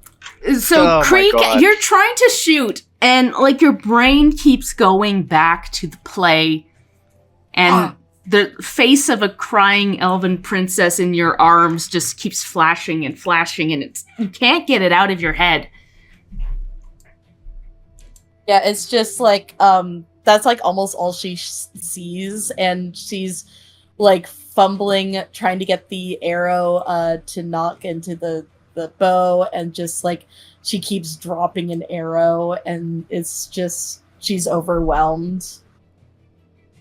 At that point, she will actually, I know she kind of ran away, but she's actually going to run towards Edinmore and Screg. Like kind of in a blinding kind of rage there. Cool. Alright, that's it. That's it for Greek. Screg. Screg didn't hear no bell. And now that Screg is hunting... Wait, can I use Battlefield Medicine on myself? Yes. 1 second. Once a day you can. Once a day. Awesome. I'm going to do that. I mean, if this is your one, it's a good time for it. 21. How much does it heal again, Nash? For you, I think it would just be standard treat wounds, which is gonna be heckin'. I'm just gonna roll this to see what it rolls because I don't remember. 2d8. I think it's 2d8. Okay. Yeah, it's 2d8. Because I get bonuses for being a forensic guy. Nice. Hey, that's a pretty good heal. Not bad. All right. And then we're going to start fighting. So I am going to use first Command Gertie with my, because I have 2 actions. That's I Command Gertie to attack twice. Yeah, I was gonna say battle medicine being 1 action. That's pretty damn good. Yeah. Mm-hmm. It is good, but again, you can only do it once per day. Once per day per person, I think. I don't know how exactly it works. I forget how Hunt Prey works with my companion. I think it's just the same values. Yeah, it just lets you do the cool stuff. You can't do any of your ranger skills unless you've hunted a prey. No, I mean for Gertie. I don't remember what it does, but anyways. Oh, nothing. As far as I know. That's a 19, so that's a miss. Yep. And that's a 23. That's a hit. Yes. With her claw. She does a claw. Rah. 7 points of damage. Nice going, Gertie. Yep. No, I didn't mean to... I'm undoing that. 1 sec. Yeah.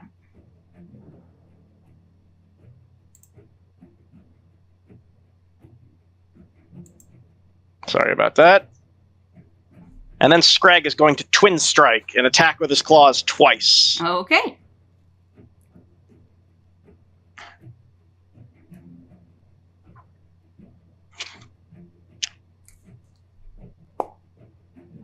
Yo! Hey! That's a critical hit. Nat 20. Hell yeah.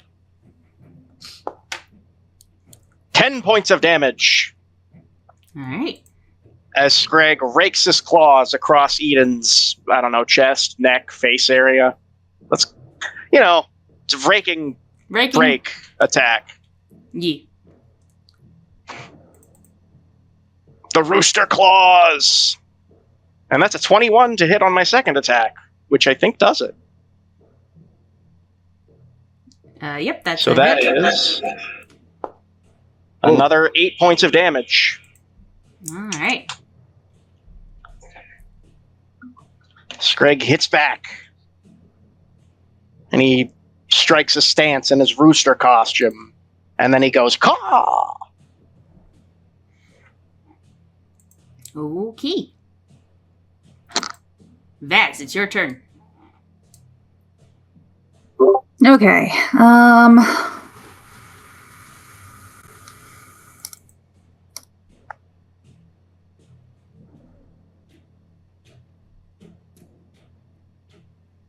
Yeah, I'm gonna get up and flank her on the other side of Creek.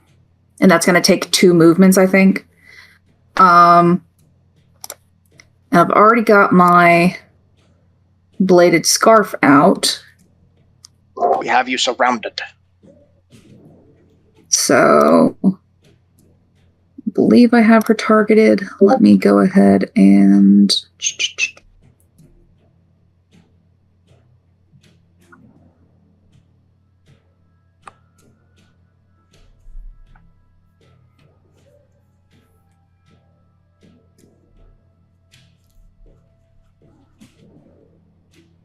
Just faint her for the panache while she's dazzled.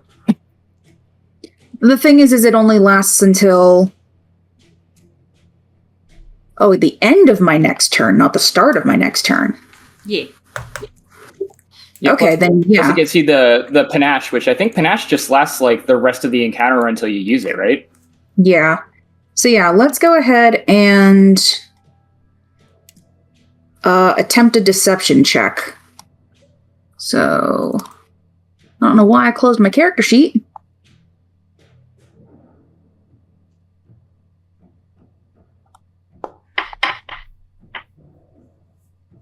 That was terrible. Oh, yeah, that's not enough. You want a Damn. hero point? I got one. Didn't you give it to Creek? I haven't. Nobody has accepted the hero point I've been offering. Then Oh, I will yeah. accept it. I used my own hero point. Yeah, go for it. Let's try again. Beep boop. Yeah, 19's not quite enough either. Yeah, Vaz doesn't have enough practice with the scarf to do proper feints. But yeah, at least we've got her surrounded. Hooray.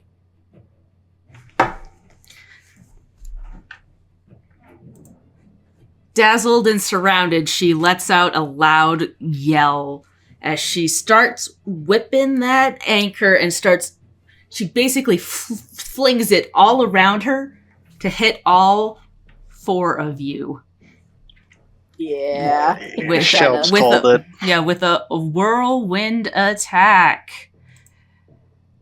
So she can make, because she's dazzled, she has to still make the DC 5 flat check, but she will do 1 spin attack, and if it hits your AC, it hits. She only rolls once for this.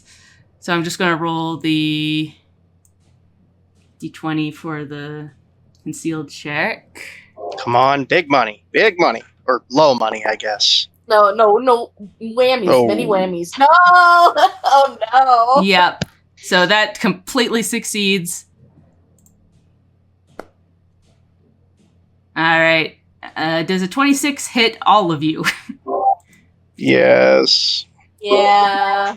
Leanne, look me in my eyes. And ask me that again. And she whips this all around and does 9 Oh, that damage could to be worse. everyone. Oof, that is oof. Ouchie. There we go. Oh yeah. I want that Ow. anchor. Why does it give me an undo button? Vaz takes 9 damage. Nuh-uh. You want to?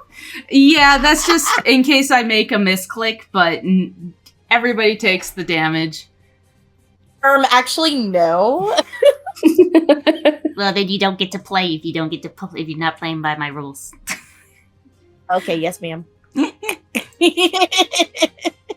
But yes, Incredible. Oh no. that is It's too still far away.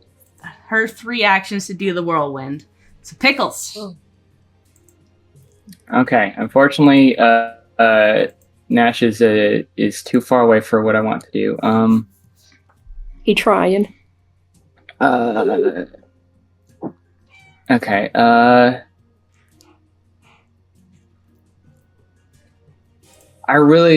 It really tactically is in my best interest to stay up here. It really is. Okay.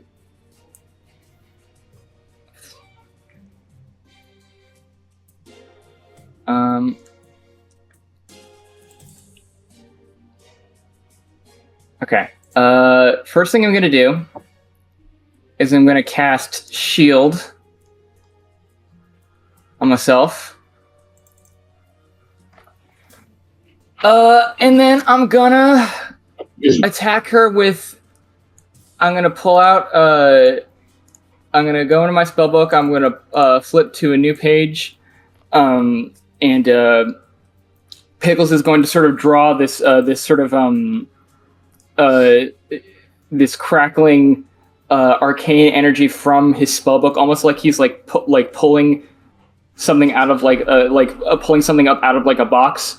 And as he sort of holds his fist in the air in front of him, it solidifies into like this big, like almost sort of like the Hulk smash, just kind of like a big fist. Yeah. And he's going to sort of just punch in the direction of Edenmore, and I'm going to cast Admonishing Ray on her. And you best believe is going to be a big punch. Except it's going to miss. Yep. Okay, so... Well, I already did the cast, so it should have countered it, but it did not. But I'm going to go ahead and use... Oh, wait, I need to... Wait, I need Bastard to drain my familiar. I need him over here. I can't do that. Yeah, where did you leave him? He's in the back. Oh, right. He's with our amazing Carolina, which I don't hate. He sure is. Whoops. But that's it for my turn, and I'm shielded up. Okay. And as your turn ends, you catch out of the corner of your eye that Johannes is basically trying to keep Vera from jumping off and leaping into danger. She's like, I can take her! Stop! No! And at this point, Pavo gets up, walks by you, and tries to push you off the edge nonchalantly.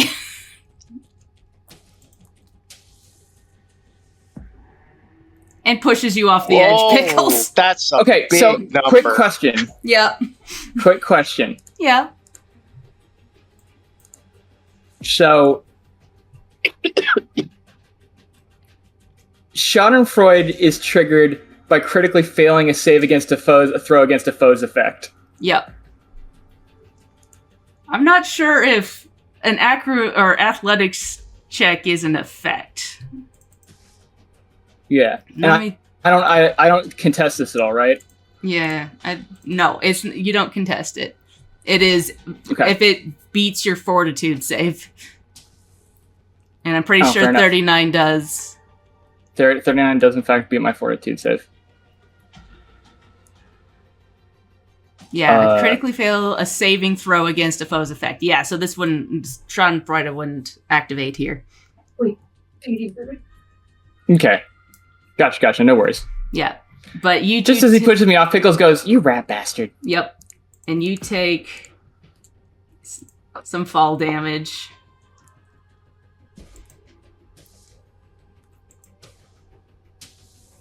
As he tosses you, and then you see him kind of vanish. You're not quite sure where he went. And a few more people move. Run away. Whoever's left, basically. I think that's it, actually. Nash. Okay, sick. I'm gonna try to do this quick while I still can. Nash is gonna move here because of the chairs. That takes me 2 actions to do. What else was I doing? Who looks worse between Screg and Vaz? I'm gonna assume Screg. Yeah, Screg. I've been injure. Yeah, I've been trying to follow along. Okay, so we're gonna try to battle medicine on Screg. Give me 1 second. Get my sheet back up.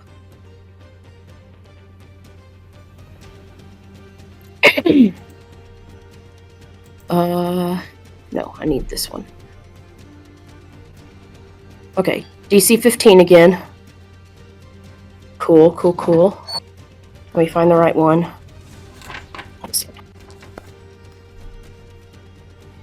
Okay, so that's 11 for Screg. Yeah. Alrighty, and that'll be my turn. Alright, Creek. Yo, Excuse me. you're good. Yeah, we all surrounding this bee. Thank you. Shoot her in the face.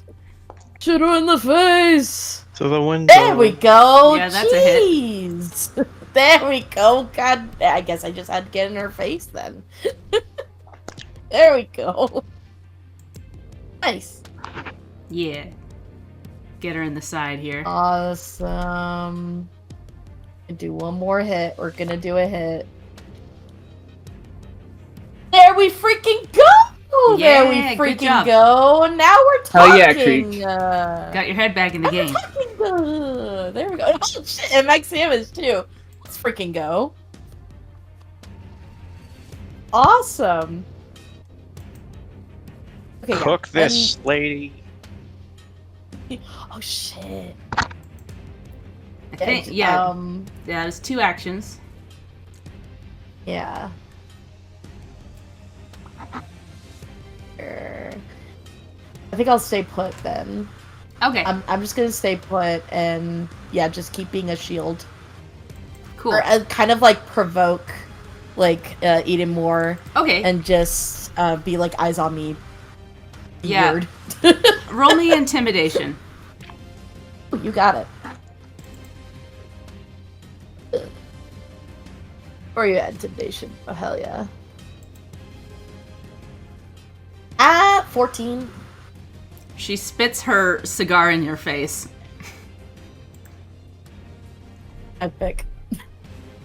All right, Scrag. That's gross! And then I'm going to scream, that smoke will make you choke! And I'm going to attack.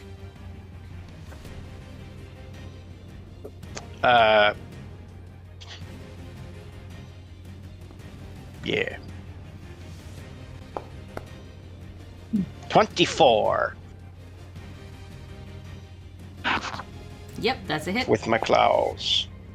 5 points of damage. All right. And then I'm going to Twin Strike. 21. That's a hit. 7 points of damage. And here's my last attack on my second action. 25 to hit. Yep. That's another hit. And that's another 7 points of damage. Yep. I'm shredding this lady. And then I'm going to command Gertie to attack. And this is, I think, the most damage I've ever done in a single turn. Gertie is going to then bite at them ankles. All right. Oh, that's a miss. Yeah, unfortunately. Gonna try again, though. Because she gets 2 moves, or 2 actions. Gertie And was that's a targeting Scrag.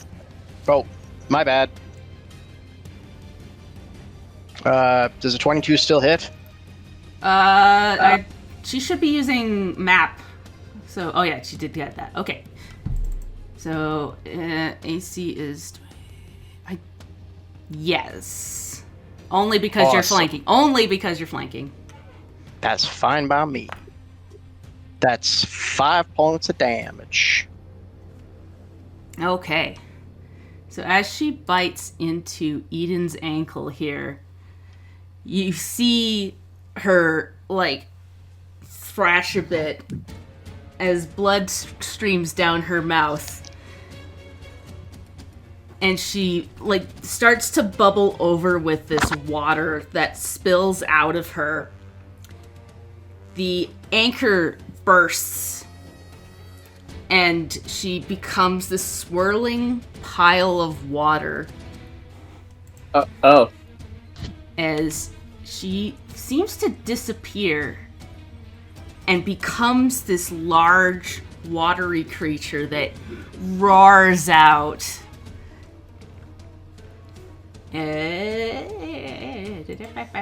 So you're saying she becomes a tempest? Yeah, I'm saying she becomes a tempest as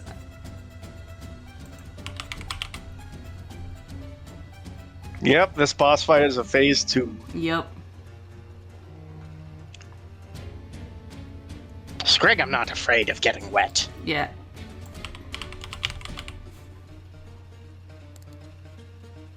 Nope, that's way too much. 1 second.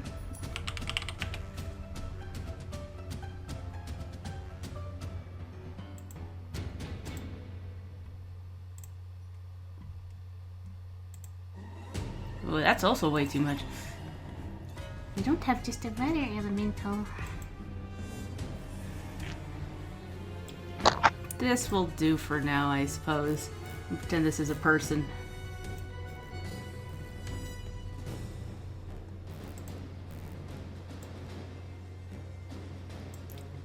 It's rushing water that, like, pushes Creek and Gertie back. Rude. I'm gonna add them to the initiative. Yeah. As she Guys, roars in place.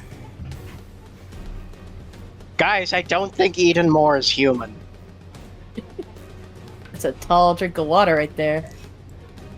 If she is, she's doing a really good impression of a lake. Alright, Vaz. Eden Moore has transformed into... Pretend this is more human form. Apparently, Pathfinder 2 doesn't have a basic-ass water elemental. Okay.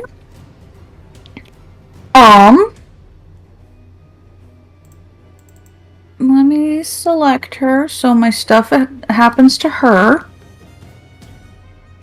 I'm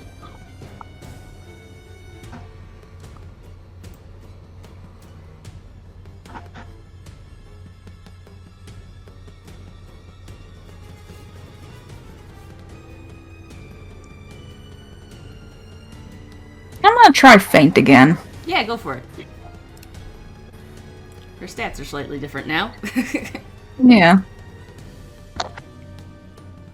Bebop. Alright. That was a 25. And that will do it now. Hell yeah. So, off guard to my next melee attack. So, let's get melee attacking. And you got panache and shit. Oh yeah, I do have panache. What the hell does panache do? I should fucking remember that. Yeah, it's the key point of your character. Yeah. All of your when you strike with an agile or finesse melee weapon or unarmed attack, you deal 2 additional precision damage. Yeah. And then you also can do your finisher that also it has increased damage off of that. Yeah. Hell yeah. Also, now you get a 5-foot status bonus to your speed. And it just makes her cool. Oh, hell yeah. Yeah, you, like, get this living ball, like, this Eden-shaped water right through the back with your rapier. Roll me some damage. Critical It's with damage. the bladed scarf. Oh, with the blade scarf. Ah! Also good. Yeah, so I hit critical? Yes. Critical. Kia. God. Oh, no! You also get the +2. And then the +2 for the panache. Yep. Oh, the dice giveth and the dice taketh away. I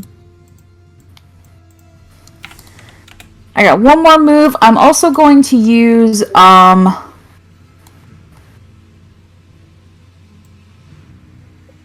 if we do like half of something, does it round up or round down? Round down, I believe. Okay.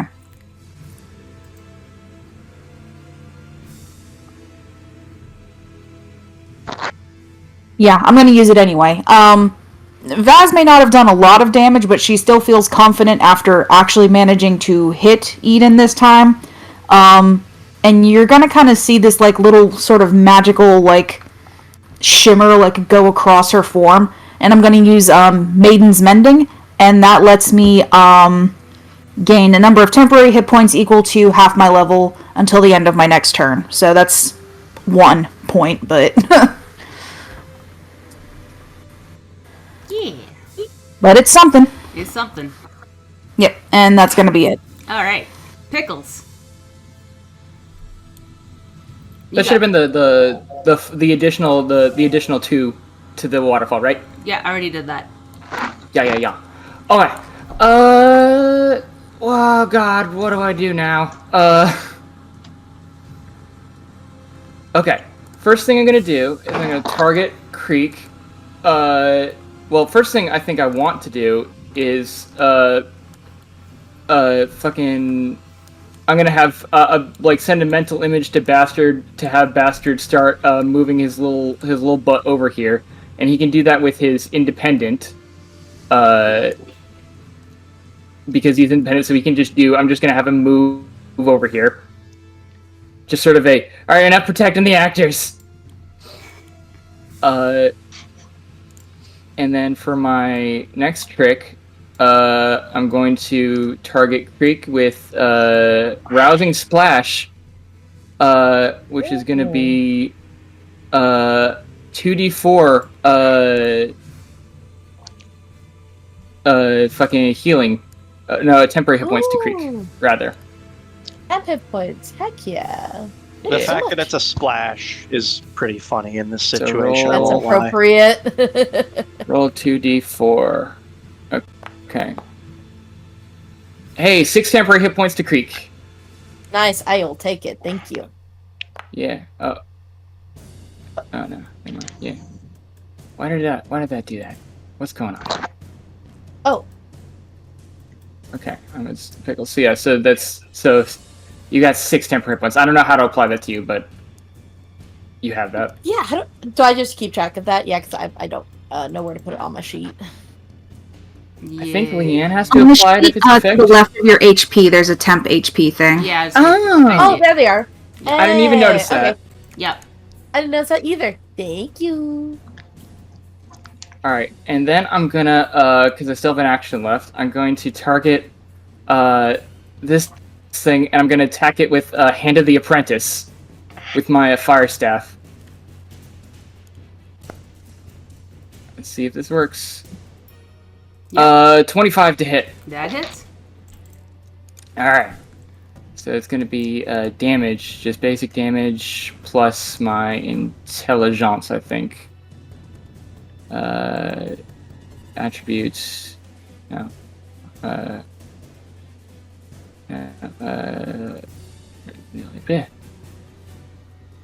Attribute. Where's I don't know how to let's do it. It's add your spellcasting ability modifier to the attack. Can I? It says you Do I hit. have this? Yeah, I'm trying to figure out how to do the damage, base damage plus my strength modifier. Attribute. Add. Attribute bonus. No, that's wrong. Whatever. Just 1d4 plus my intelligence modifier is 4, so 8. Okay. Yeah.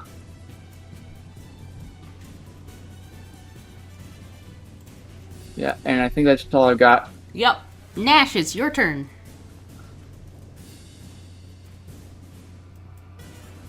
Okie dokie, how is Vaz looking right now? That's looking pretty okay-ish. And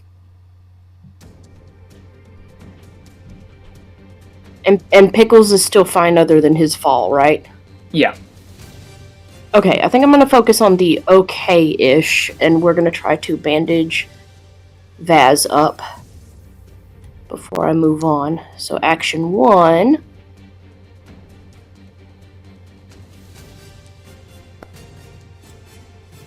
We'll get you 12 hit points back. Yay, that heals me up to full. Thank you. Yeah. He doesn't stick around long with a you're welcome because he's heading over to Creek to do the same thing. So moving action 2, action 3. Why can't I find medicine? I just clicked on it. Here we go. Whew, okay. We made it. Thank you All right. kindly. 11 for you. All right, and that'll be me. Thank you. All right.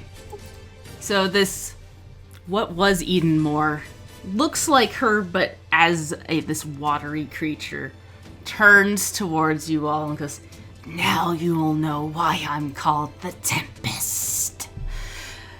And this wave of water reaches out to try and grasp you, Creek. How's she bullying me? That's a miss, though. Man, oh. And then she tries to go after Nash. No, our boy! What did I do? That's a hit. Yep. No, not the boy! Joke's on her, I can still band-aid myself. Yep. Oh, mamma mia! Thank God! Oop, not to Creek. Oop, oop, oop. Undo. No! No, I don't want that either. Spicy Go ahead and meat give it the to me. damage. It's a spicy meat to damage. That's why we have an undo Oh. button. Yep. Yep. And Damn. then Yep. she kind of sloshes through the area here.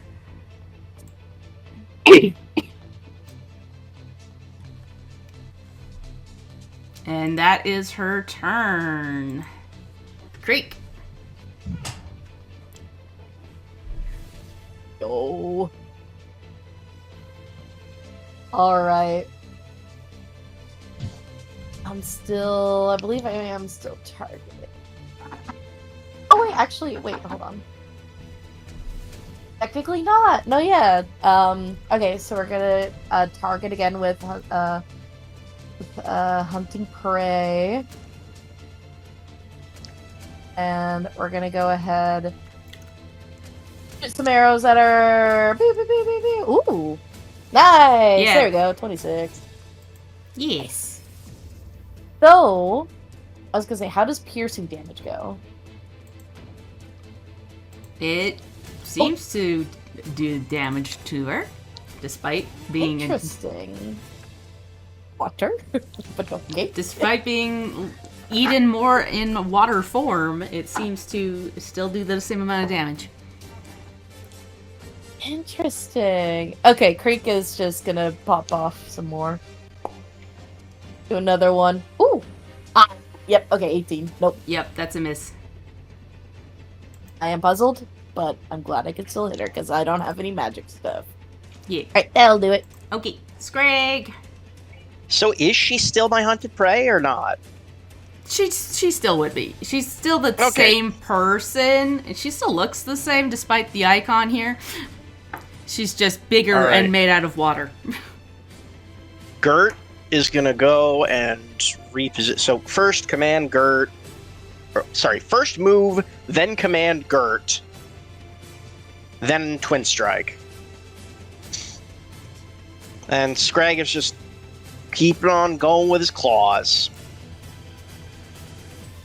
It's probably suboptimal, but it is cool. That is a 19, That is a hit. which is wonderful. Again, flanking helps. It would not have hit if you weren't flanking. That's the whole reason I like playing this Beastmaster boy. Always having some help. And now a second strike. That one doesn't work. Yeah, unfortunately that one's a miss. But Gertie is gonna take a slurp out of this giant water creature. Or at least attempt to. That's a miss. Never mind, she does not. Yeah, that is a miss, unfortunately. Baz! Okay.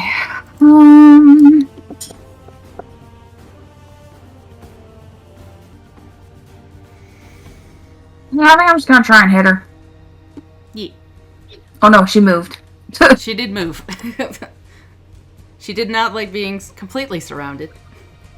Well, nuts to that.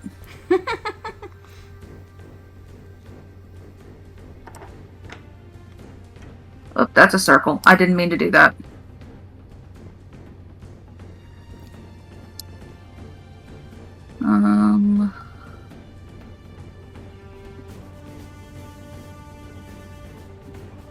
Yeah, I can't get in a good flanking position, but I will get up here. And yes, I have her targeted. Let's try and do a hit.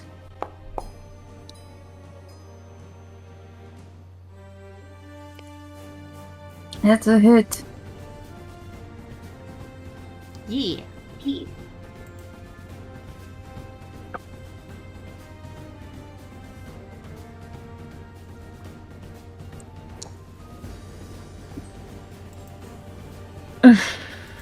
I wish I could hit for more.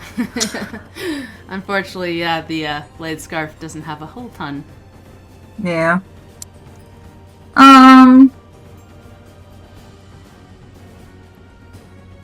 Let's try a second hit.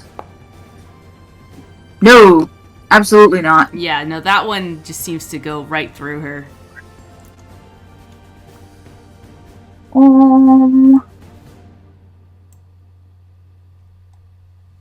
And I believe it is Pickles' turn now.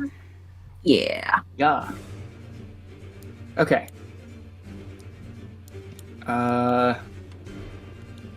Alright. So she's over there. I'm gonna continue having Bastard make his little way over to us. Where's 25 right there? I'm trying to I think it's 25, yeah.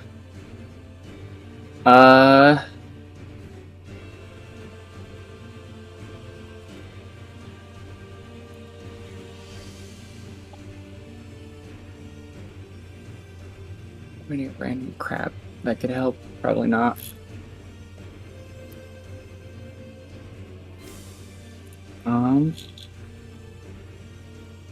Okay, let's see what's in my bag of tricks. You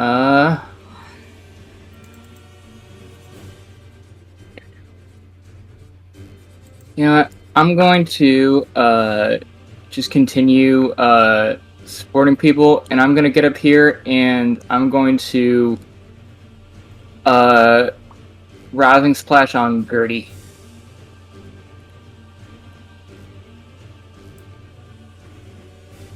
That's gonna be, can I bestow the effect on Gert? Can't hurt the Gert! Yeah. Can't hurt the Gertie. Okay, it's 5 temporary hit points to Gertie. Yay. I'll just add those. Yeah. Alright, and that's me good for this turn. Alright. So at this point, you do see out of the corner of your eye Raven, Fleetfoot cart each other off, injured, that they finally managed to get out. And it's Nash's turn.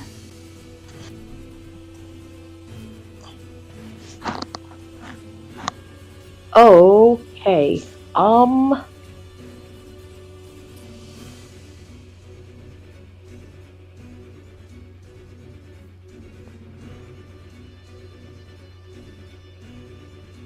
Yeah, we're just gonna go ahead and make sure Pickles is taken care of as well before that little damage turns into a lot, so... Band-Aid for Pickles. Oh, God. Okay, That's a failure. Yeah. No, it ain't, because of my internal cohesion. Ooh, tell me what that does again?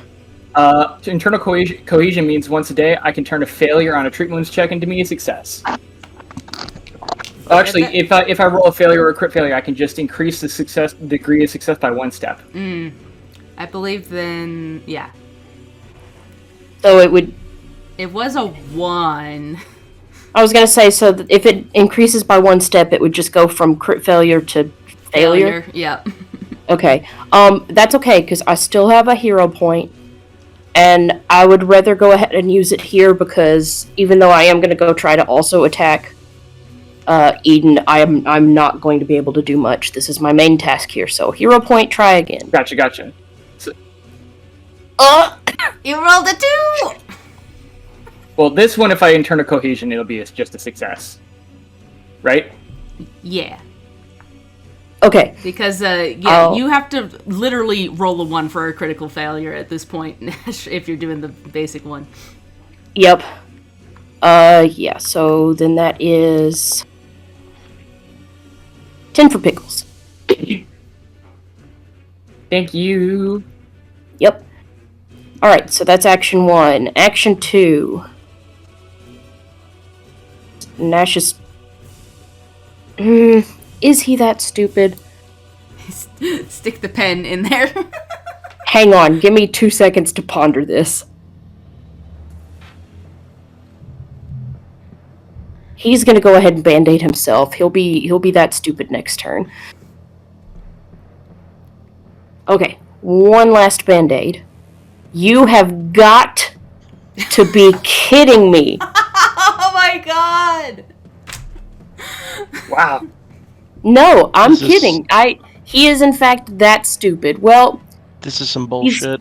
he's immune for an hour, so we're gonna go ahead and... Yep, and that's my turn. Pin in hand. Oh my goodness. I'm a Inc- freaking Mia. So, yeah, Eden, Wow. her watery form forms into that anchor again, but now it is actually made out of water, and she flings this anchor down towards Vaz. That's cool. But also, uh-oh.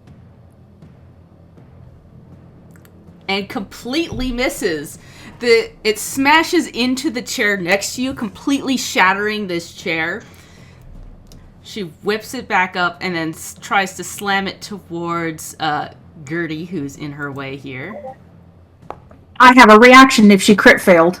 Oh, go for it. Um, Because she did, in fact, crit fail against you. She rolled a 1. take advantage of an opening from your enemy's fumbled attack. You either make a melee strike against the triggering foe or attempt to disarm of the weapon it used for the strike. I don't know if I can disarm because that's water and she's all water. Yeah. It's kind of not really a weapon anymore. It's just part of her. Yeah, but it's just I can attempt a normal ass strike. Yeah. Kyo. Kyo no. Oh, no. Yeah, unfortunately, that is a miss. Alas. It's pretty close, because you're flanking. But, yeah. No, she whips that anchor towards Gertie and does hit this time, I believe. 21's a hit. Gertie is not looking good. Oh, shit. Yeah. There we go. Imagine the heartlessness to fucking attack my little baby. She bit her. She mad. But You shouldn't have to be a jerk about it. Anyway, she's also going to attack Wait, no. Nash. She's a slaver, so like. I was about to say, oh, okay, never mind. Yeah, no, I'm good. I'll get Gertie next time. Yeah. I was like, unless I die here, but no, we're good. Yep. We're fine. That was terrible. Yep. That was bad, and she should feel bad. Great. Thank goodness I gave Gertie those hit points. Oh, I forgot about the temp hit points. She had 5 temp hit points. Yeah. Oh, okay, yeah. No, she's still got, I mean, she's it's got still some. bad. It's still bad, yes. Still Yeah, bad, it's still not but good. better. Creak. Yeah, I was gonna say, I do have natural medicine, so I kind of do want to help Nash a little bit. Like, how do I go ahead and do that? I think I have to target Nash, right?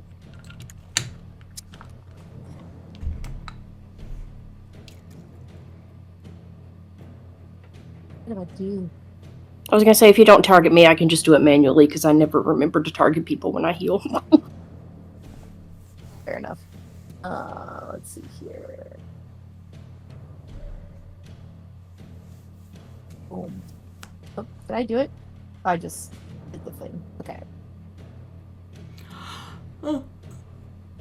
I'm not used to it. How do I apply it to Nash? Sorry. You gotta roll a nature check. Got it. Okay, thank you. There's my nature. There's my nature. Whee! Ooh. 18. Yeah. Yeah. So now it would be 2d8. Yep. And that's how Yeah, much got healing it. I get. Let's see here.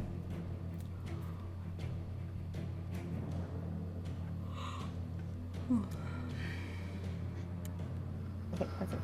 Whoop. Nice. 15. Nice. Ye- Nice.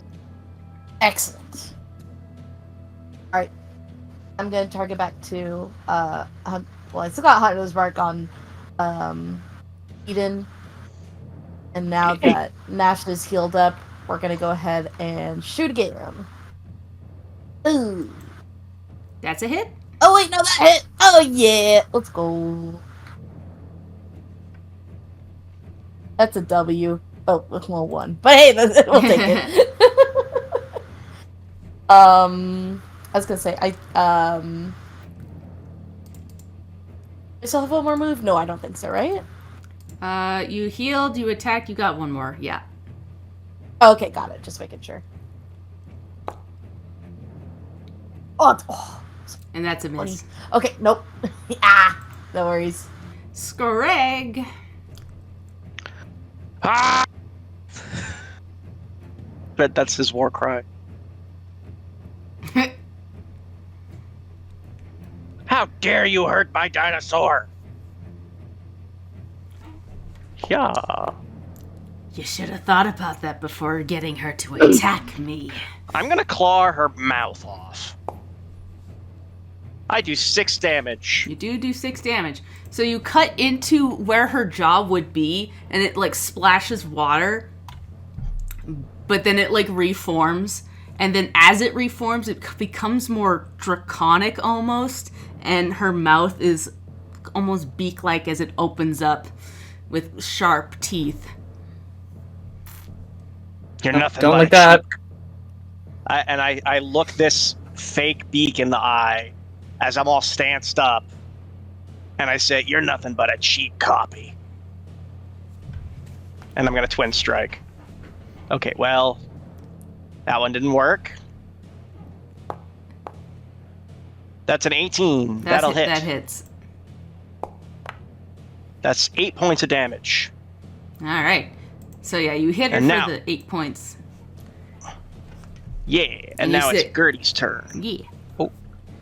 Sorry, what were you Now, saying? get Gertie to attack. I'll do this after.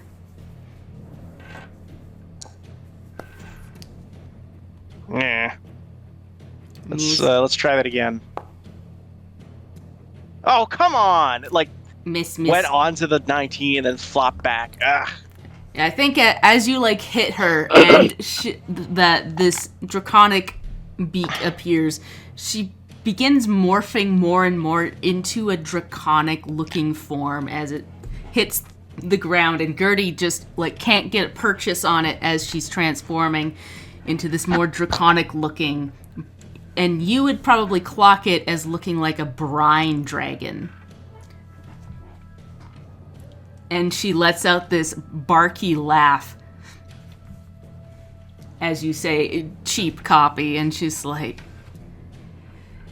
"The only one fooling yourselves are you." And it's Vaz.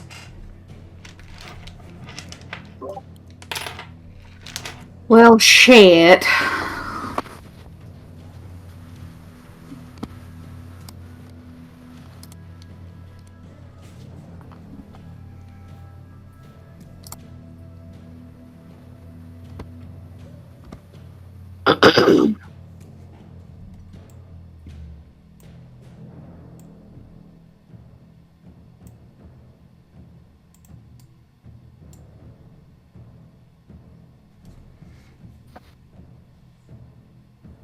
Okay.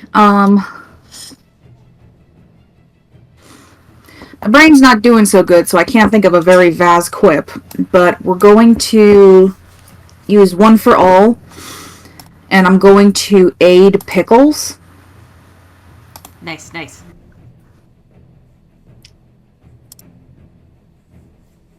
Thank you. Yeah. And then I'm gonna take a swipe at Dragiden.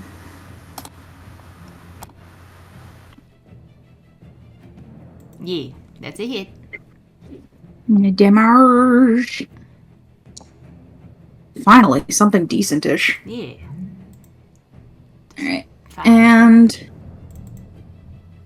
let's go ahead and take a second swipe. That misses. Yeah, unfortunately. At least I'm mosquito biting her down. Yeah. Pickles. Alright, and that's gonna be it for me. Yeah. Pickles' turn. Okay. I've been helped. The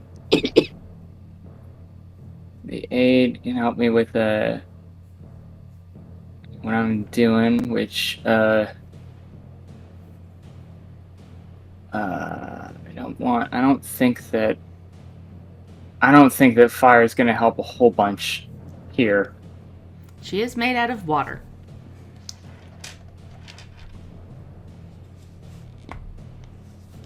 Yeah.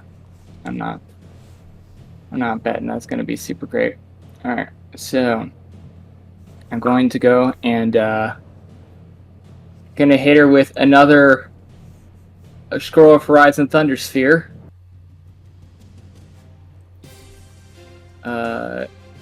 Freaking, and I'm gonna make the attack.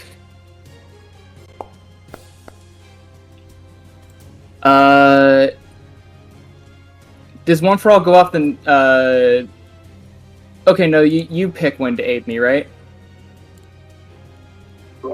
I think. Hang on, let me double check it.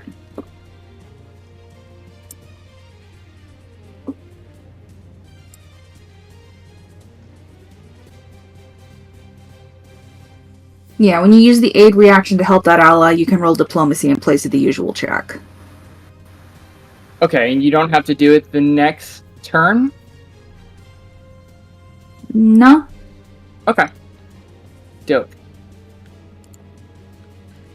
Alright, so I don't think I need the aid with this one. Okay. I'll roll the damage. It should be the 4... Should be freaking 3d6 plus 2, so it's 5d6 actually. Yeah. 2d6 electricity. Yeah, extra 2d6 for attacking upcast. Wait, no, never mind. This is only a first level spell. Never mind. It's just the first level spell scroll. I don't get that. 7. 7 damage. As it shakes through their body.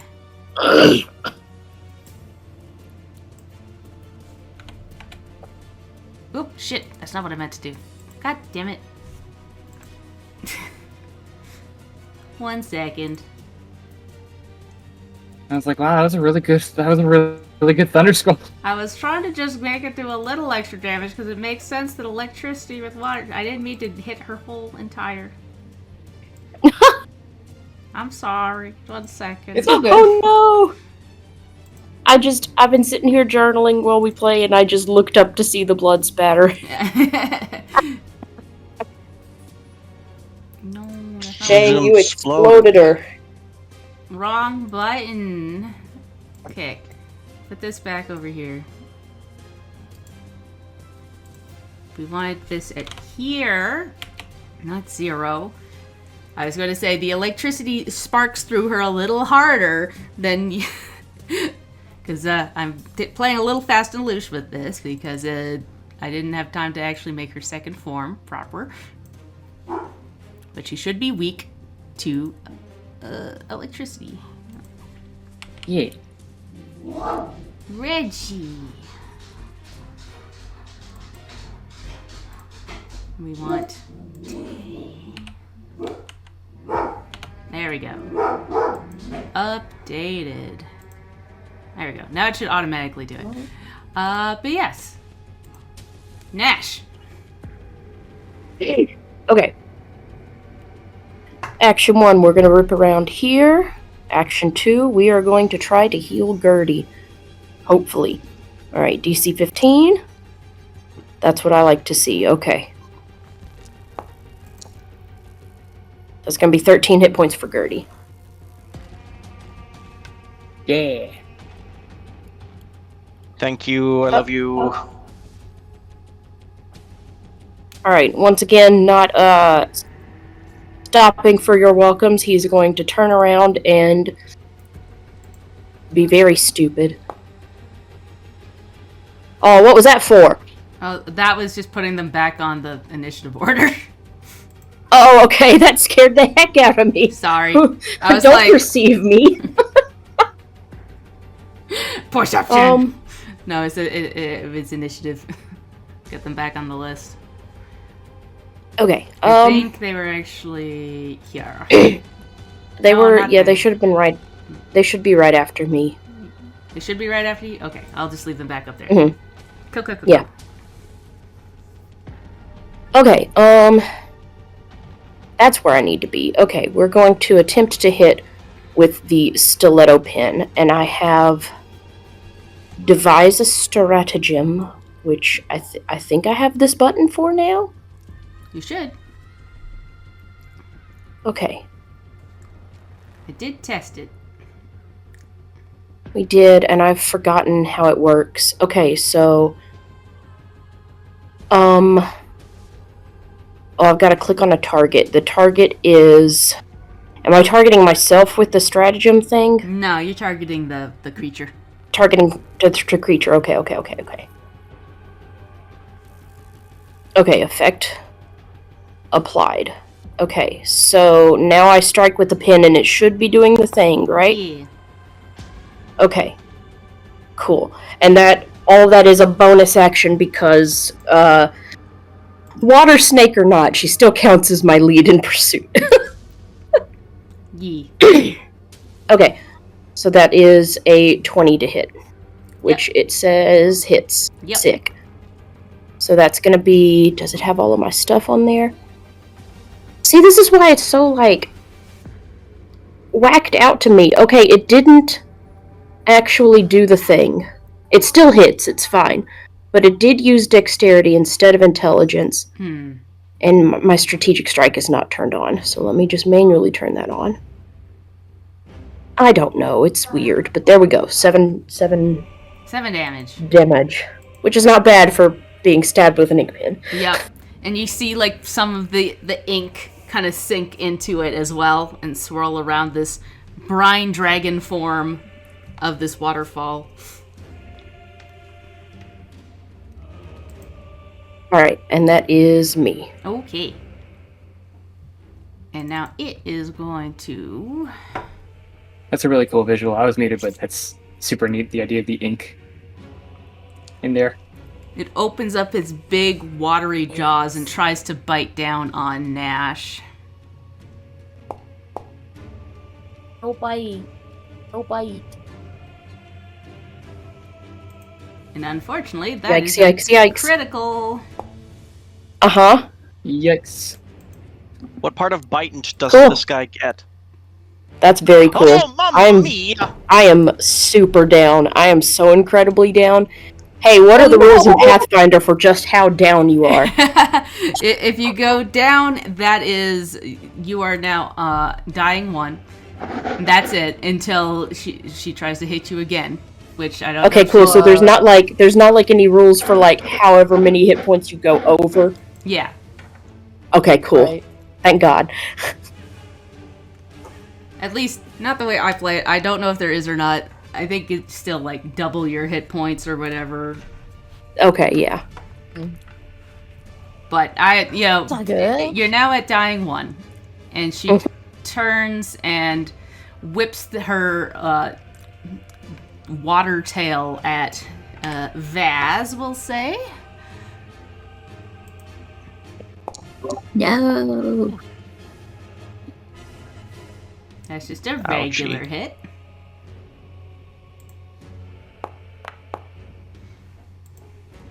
That's a regular hit? Yep. Mamma mia. And then rakes her water claws against Scrag. And Oh, that thank one's a God. miss. You like squirm out of the way, and it's Creek's turn. Mamma mia. Alright. Fuck. Dude.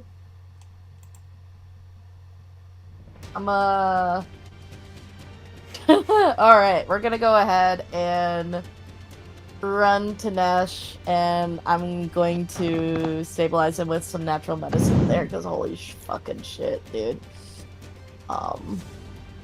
Jesus Christ. Does there we go, natural nice. does natural medicine follow the same rules as like treat wounds normally would? I believe. Oh, I was so, assuming, yeah. Okay, Okay. Then I hate to be this person to myself, but I think I'm immune to that for the next. I think with treat wounds, I think it's just an hour, but still. Yeah. That's right. I I don't know totally if- forgot about that. Can I at I don't- least stabilize him with just it would be a medicine check, huh? Yeah. Which I am think you can. trained in. Oh, okay, that's only for treat wounds. I understand. I thought treat wounds was Okay. per person. Well, she's already but, tried to use the Yeah. natural healing on me, which it uses nature instead of a medicine roll, but it's still the treat wounds action. So I'm immune for an okay. hour. Yeah. So am I able to at least get Nash stabilized? Just looking that up. Or yeah, no problem. 'Cause Yeah, I don't know if there's another action other than that one. but I don't know that's that. at least the one I want to do. If I can't heal Nash, that's fine. I just want to make sure that he doesn't die. Yeah. That'd be nice. It's a different. Yeah, it's a different. It's administer first aid. I'm finding. Okay. Yeah. That would That be one. a medicine Yeah. check, wouldn't it? Yeah. It is a medicine check. Keep in mind it takes 2 actions to administer first aid. Yes. That is totally fine. I will do that. We'd give him a potion too. I was gonna say, Do you have any did potions? they ban us having? I do have a potion. Did they ban us from having potions? I think it was mostly just weapons, right? It was just weapons. Dude, I got a potion. I got a Gatorade in my pocket. I have a potion of minor healing. Give him that Yes, of Gatorade. course. Give him that blue good. Yes. Wait, okay. I just put it in the party stash and have Nash grab it. Just if you How- want to make it easier to roll, we can do that. But Okay. yeah, Yeah, I'll Let just me- roll it. hang on. Yeah. I was gonna say if you just want to hang on. I got it. Did you put it in the stash? No, I did not yet. I was just about to do that. Yeah. Okay, gonna scoot shit over. There we go. It's in the stash now. Okay. Let me get on the right page of my thing. Okay. There we go. Nice. Okay. Don't get mad at us, Foundry. These actions don't count. Yeah. Yeah, We're exactly. We're just trying to make sure it applies to the right person. There we go. Yeah. Mm-hmm. So yeah, and There we go, your there we eyes go. open up again. You're still prone on the floor, but now you are no longer dying, but you are wounded 1. Cool. And Thank goodness. All right. all right, I think that's your turn. I think so. Yeah, I believe so. Yeah, it's Greg. Scrag is gonna continue Beyblading. Just tearing this lady up. He does a big scrim and he claws into the watery beast. That's a 26 to hit. Yep, that hits. Wah! That's 8 points of damage. All right. And then he's gonna hit her with a twin strike. No, Miss. not that one. Strike throws at his shoulder on that one. And that one too. This is like the third time we've had someone roll a 1 and then a 2 right after. Yep. It's called insult to injury. At least Gertie still gets her attacks because technically they only use 2 actions. So Gertie's gonna do a bite. And is gonna miss. Yep. I think. Yeah, miss. So Gertie's gonna do a claw. And is gonna miss. Yep. I don't have that many special things I can do. Yep, unfortunately I think that's it. So, Vaz. Yep.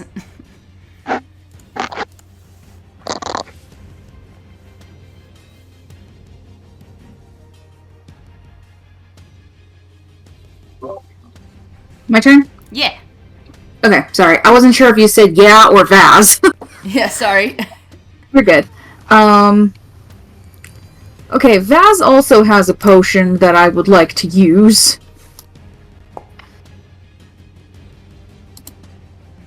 Apply that healing. Hooray. If these are Pickles' potions, it's very funny that they've been 5s. Both times. Oh yeah? They're just consistent. Not great, but good enough. No, it seems very Pickles apropos. Okay, let's select Eden again. I didn't mean to ping myself. All good.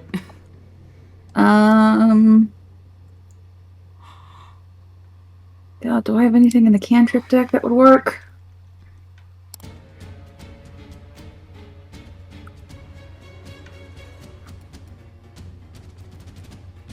You got your finisher that you can use. I do, I'm debating that. Yeah, do I need to attack to use my finisher? Make an incredible graceful attack piercing your foe's defenses and make a strike of the weapon or that would apply your paralyzed strike damage with the following failure effect.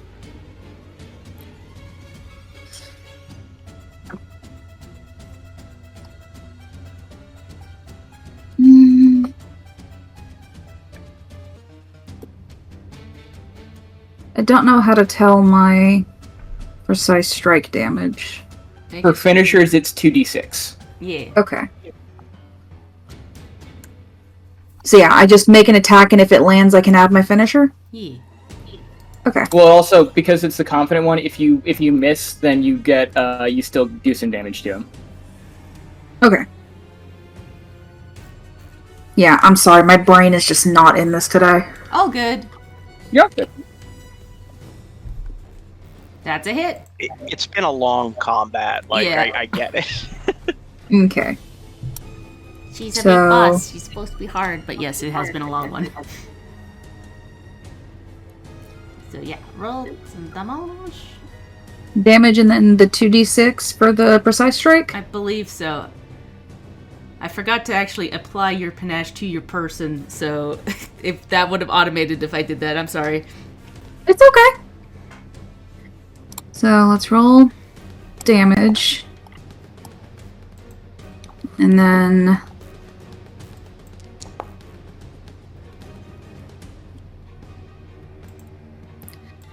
my damage is just bupkis today. Yeah, unfortunately, that's the way It the is what dice it is. rolls. Yep. You don't have your rapier, so. Yeah. Then again, I don't know how much poking a big water dragon would actually help. Yeah. At least this way I'm, like, splashing some of the water off. Yeah.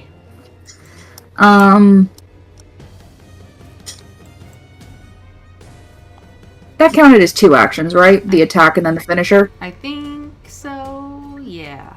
Yeah. Okay. So you have 1 action. Then, okay. Well, I drank a potion, so that was yes. 3 actions. Then 3 actions. I forgot about the potion already. Pickles! Oh, good. Okay.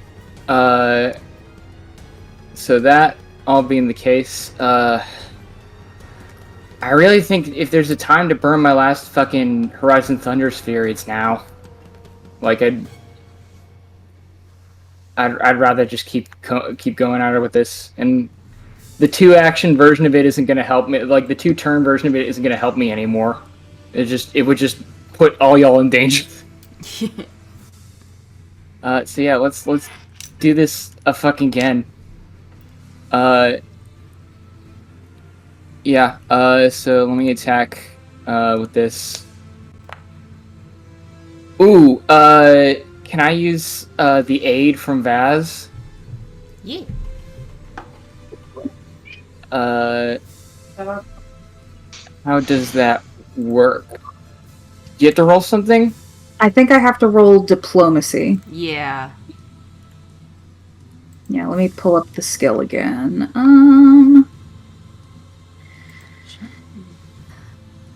When you use the aid reaction to help that ally, you can roll diplomacy in place of the usual check.